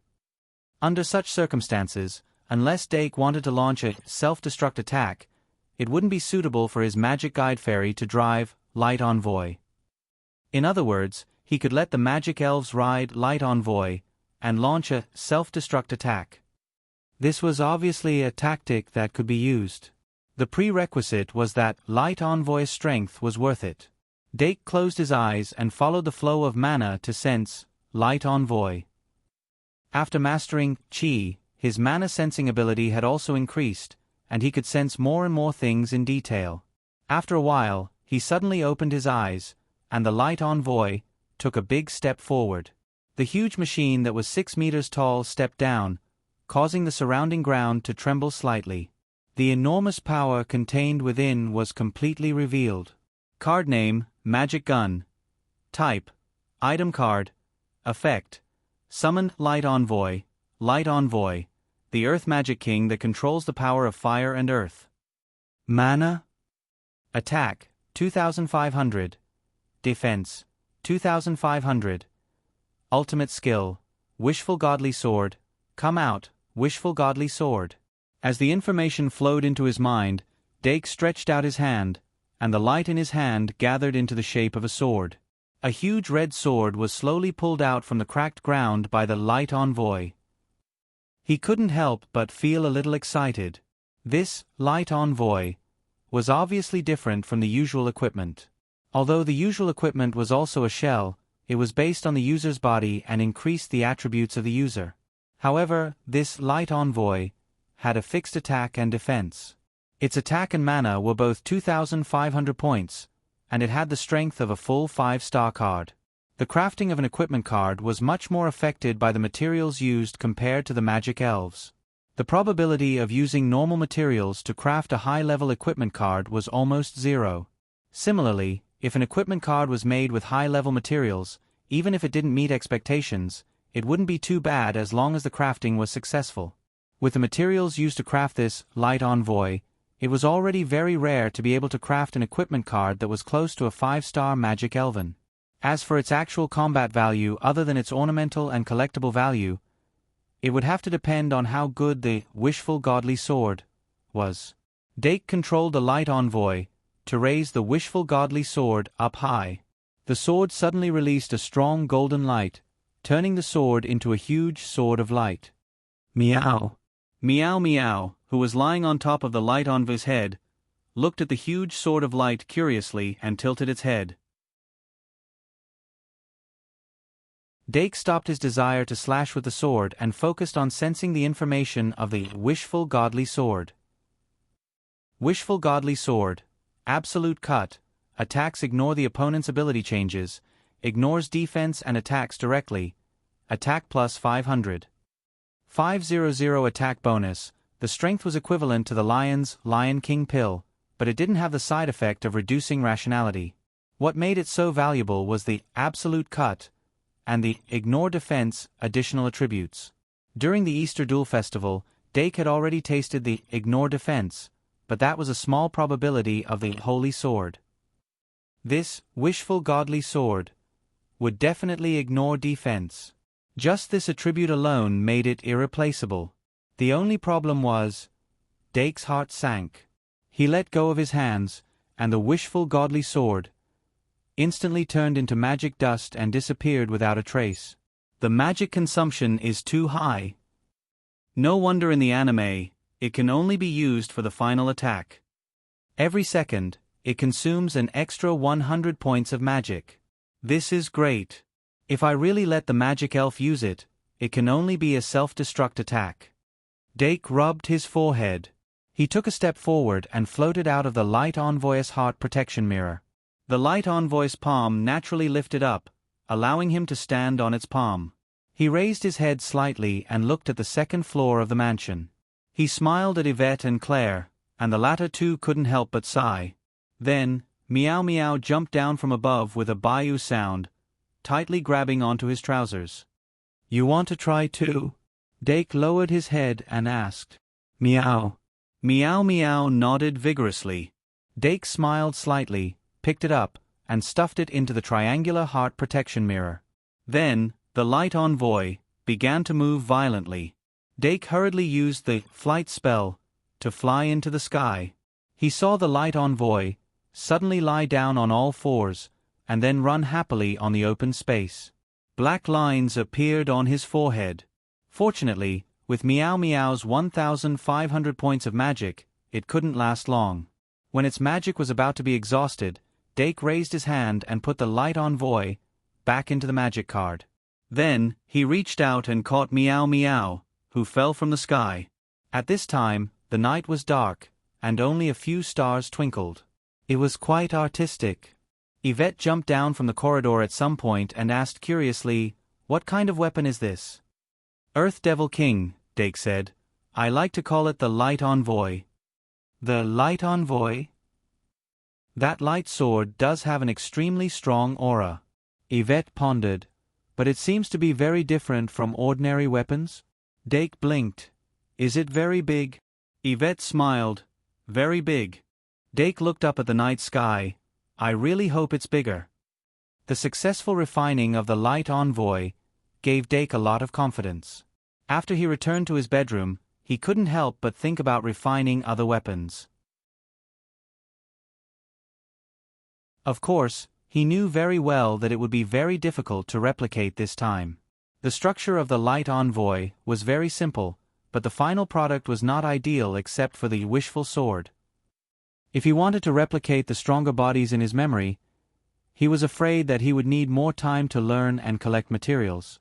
However, the refining of the light envoy meant that he had stepped into the next stage of learning the drive armor. Next, he needed to further familiarize himself with and master the two refining methods of the armor and the drive armor. This was what he needed to do in addition to completing other projects. With a trace of excitement, Dake took out the magic braindropper and stored the great sin that he hadn't extracted that night. It was a little after 12 o'clock. Before 12 o'clock, it was Friday, July 6th. Including this time, there were a total of 6 draws. They were pride 3 times, bliss 2 times, and greed 1 time. Remaining reserves frowny face pride, 20 bliss, 4, 5 greed, 11, among them, pride remained. Greed could be used. Dake counted the materials that could be used as the core and found that there were 4 magic crystal coins that were most compatible with greed. Maybe I can refine another Meow Meow? Dake couldn't help but look at Meow Meow, who was using wood to carve the light envoy, and shook his head. One Meow Meow was already very troublesome, okay? Wouldn't another Meow Meow destroy the roof?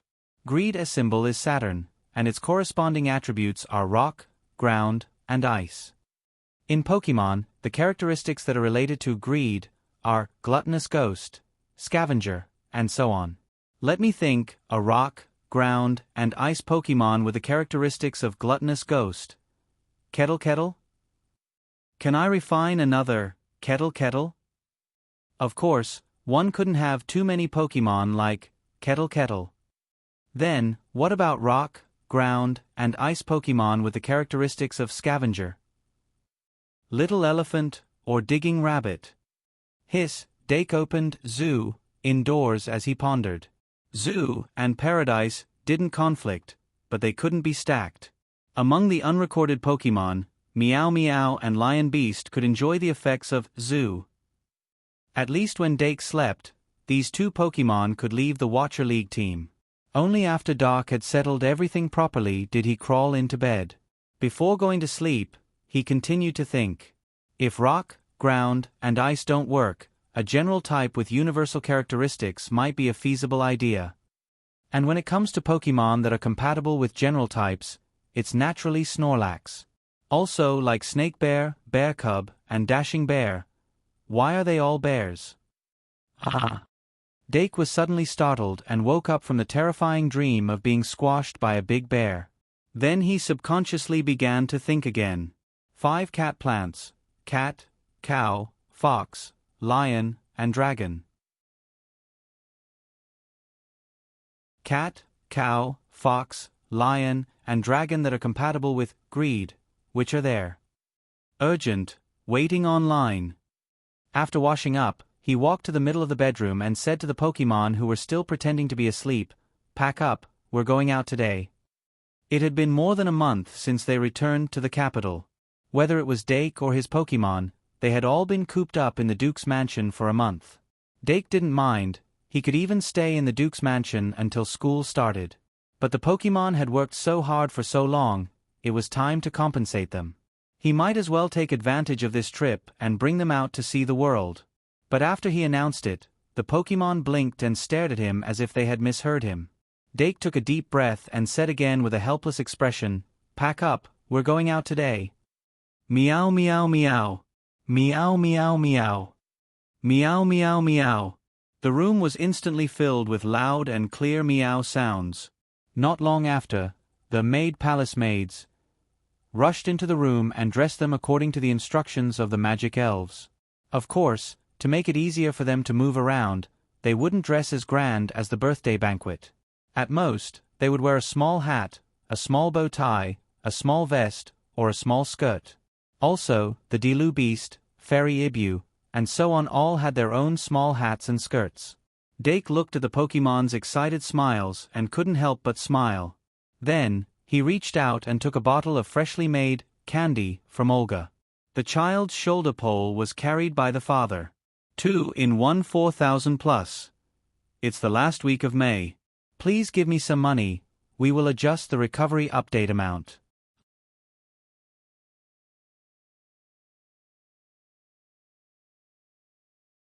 Chapter 488. Seeing that the magic elves were all dressed up, Dake clapped his hands and asked the maid beside him to open the box in her hand. Suddenly, a ray of light flashed, and neatly stacked holy coins appeared in front of the magic elves. 1 little red flower for 100 holy coins. Dake spread out his hands and smiled. The magic elves' attention was immediately attracted. But they couldn't tell the value ratio between the little red flower and the holy coins, so they just looked at each other and didn't say anything. In the end, it was the relatively wealthy milk can who made the first move and exchanged a little red flower for 100 holy coins. The rest of the magic elves followed suit and went forward to exchange. They didn't have to worry about food and drink in the Duke's mansion, and they could get whatever they wanted with just a grunt. But what others gave and what they bought were always different. And it was their first time out, so they had to buy some souvenirs or some personal items that they didn't want others to know about. But for Dake, these weren't important. Remember, https://m. Vipkanchu. VIP. The real key was that the little red flower could be given a more practical value after a few exchanges like this. That was very important for the construction of the little red flower currency system. After distributing the holy coins, Dake did a little morning exercise and went to the dining room. Olga made him a cup of goat's milk and handed him a roll of newspaper before leaving to prepare breakfast. Dake tasted the goat's milk and looked at the newspaper. Suddenly, he had an idea. I want to drink milk tea. So when Olga came back again, he casually reminded her. The method of making milk tea wasn't difficult, and it was very simple for a mage who was good at brewing potions. Its specialty was the variety of flavors and the pearls that made it popular. After seeing Olga leave in high spirits, Dake knew that he would be able to drink milk tea after a long time when he came back tonight. A cup of milk tea in the morning and in the evening would make him fat every day. At about 7:30, the magic elves who were dressed up poured into the dining room. After that, Anna and Aurora, who had come to class, also entered the dining room hand in hand. The two sisters seemed to have come to an agreement. They wore the same style of sun hat, white dress, and silver hair of the same color. Standing together, they looked like a pair of sisters. Oh, they were related by blood to begin with, so it was fine. Dake lowered the newspaper slightly and read it carefully. Although Anna was 1 year older than Aurora, she didn't have an advantage in height. Her slightly round face and lively demeanor made her look younger than the quiet and well-behaved Aurora. Perhaps the only thing that could show her age advantage was that she was much more open-minded than her peers. Have you eaten? Dake asked when Anna climbed onto the chair and sat down. Anna smiled and said, "You can try it again." "Be careful not to get fat," Aurora said. Anna closed her eyes and shook her head quickly. No. Then, she looked greedily at the breakfast served by the female servants. The breakfast in the Duke's mansion was much better than the one in her house. After a satisfying breakfast, the three of them rested for a while before leading the magic elves out of the Duke's mansion. At the entrance of the Duke's mansion, the head maid of the Lion Palace maid group, Trina, was already waiting with 2 female servants and 3 dragon tamer guards. Trina was 1.8 meters tall. She had short brown hair, a tall figure, and straight legs. She looked like a majestic lioness. The 2 female servants under her also had the same style, but they didn't look as imposing. For this trip, Trina prepared a total of 3 carriages. Although she was surprised that the young master was going to take the elves out to play, when she thought about how he hired 4 tutors for the elves, she felt that it was quite normal.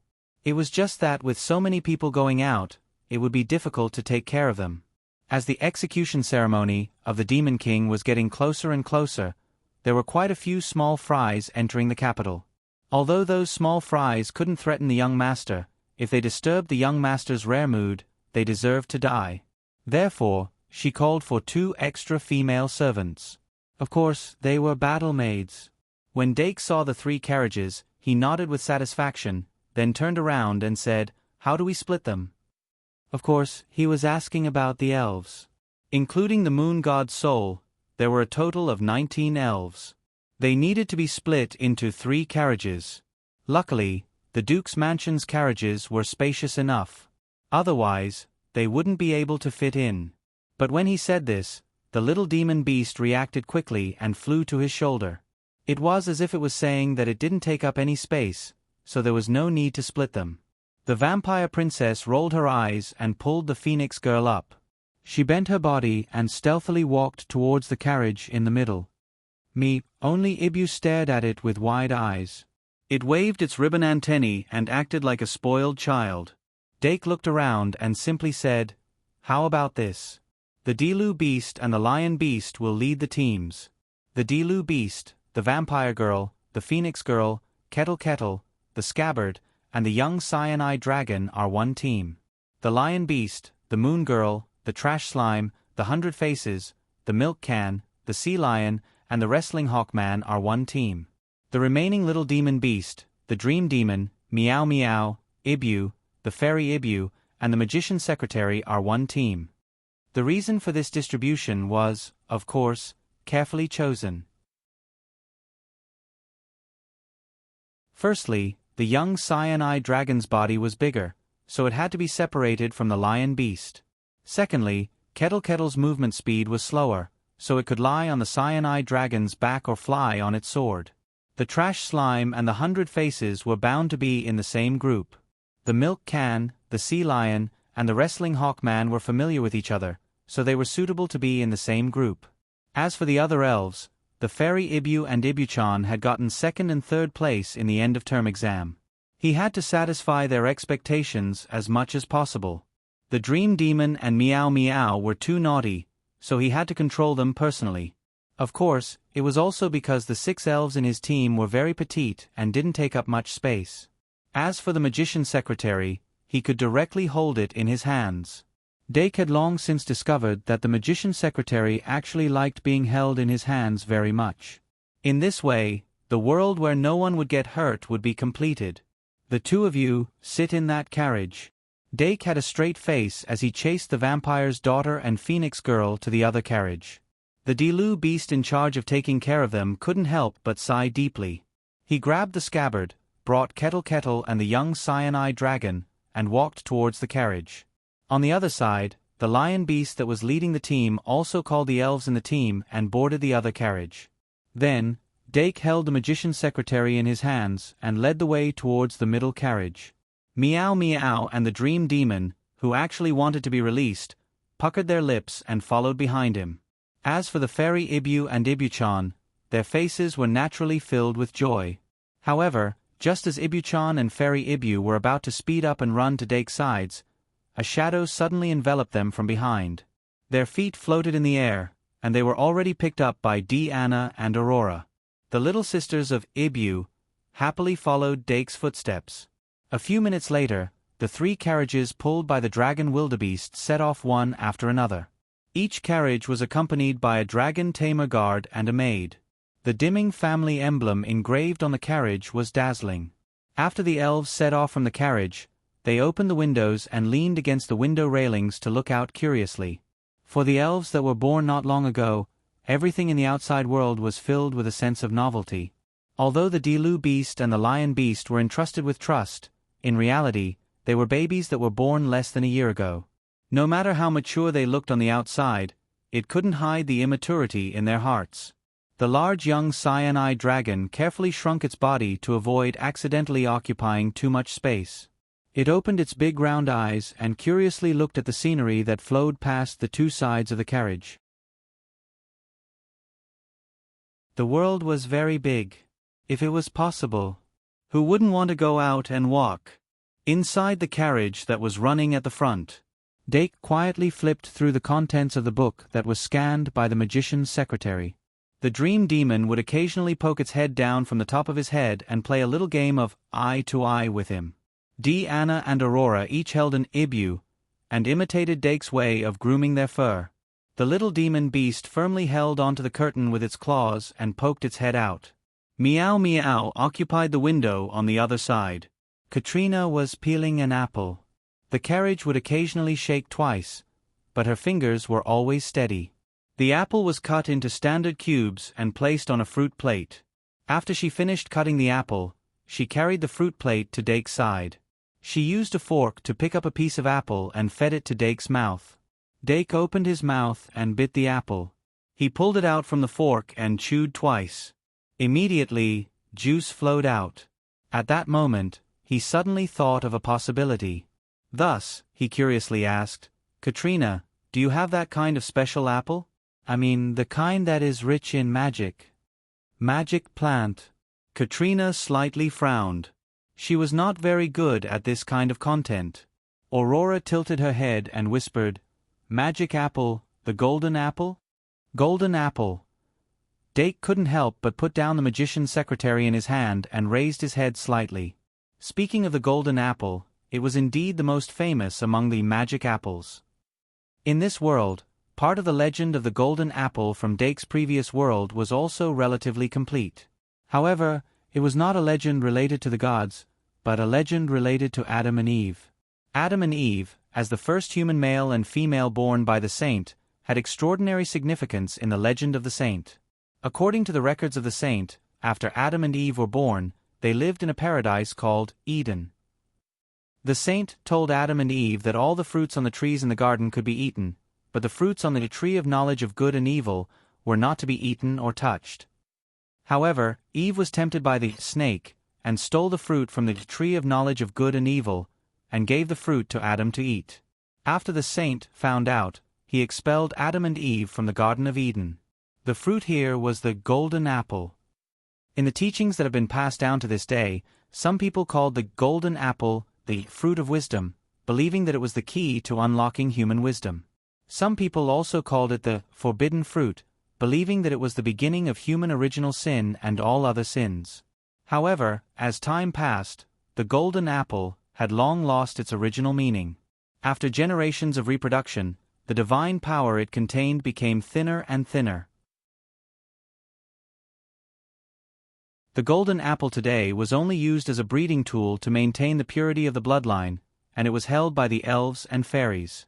However, even so, the golden apple was an extremely effective magic plant. If he could obtain the golden apple to create a magic fairy, Dake knocked his head, thinking that he was dreaming. He then asked, "Is there a slightly more ordinary one?" The little devil beast suddenly interrupted, "You can ask Teacher Plant." Ms. Plant. Dake couldn't help but ponder.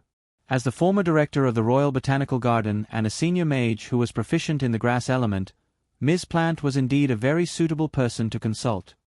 Then let's go back and ask. After Dake made the decision, he continued to flip through the magician's book. About half an hour later, the carriage entered the largest market in the royal capital, the Eugenie Trade Circle. In this trade circle, which was led by the largest merchant guild in the royal capital, the Eugenie Merchant Guild, travelers and merchants from all over the royal capital came and went, bringing in things from the outside and bringing out things from the inside. Almost all ordinary items could be bought here. Even so, Dake rarely came here, because there was too much life here. Dake Dim-ing, who was born in the tower and lived in the tower, was actually incompatible with a place like this. But that was all in the past. For the current Dake Dim-ing, the so-called Eugenie Trade Circle was just a slightly larger market for small goods. He was quite interested in the travelers and adventurers who were active in this area. If they wanted to see the world and broaden their horizons, there was no better place than this. After they were done here, he would bring them to a more luxurious place. The Dim-ing family emblem engraved on the carriage was dazzling enough that the carriages in front of them couldn't wait to avoid it. The merchants might not recognize the big nobles, but they definitely wouldn't mistake the family emblem of a big noble. For those who were cautious and had a hard time surviving, they couldn't and didn't dare to offend any big noble. Even if a newcomer didn't recognize the emblem, the older generation would quickly remind them to prevent the innocent from being implicated. Although the Duke's family had always had a good reputation, it was only a reputation. Once they offended them, they couldn't rely on their reputation, right? Therefore, the three carriages that drove straight in were like giant swords that pierced through the market, causing a huge impact on the entire trade circle in an instant. Some of the business giants retreated, but there were also merchants who wanted to look for opportunities who were ready to make a move.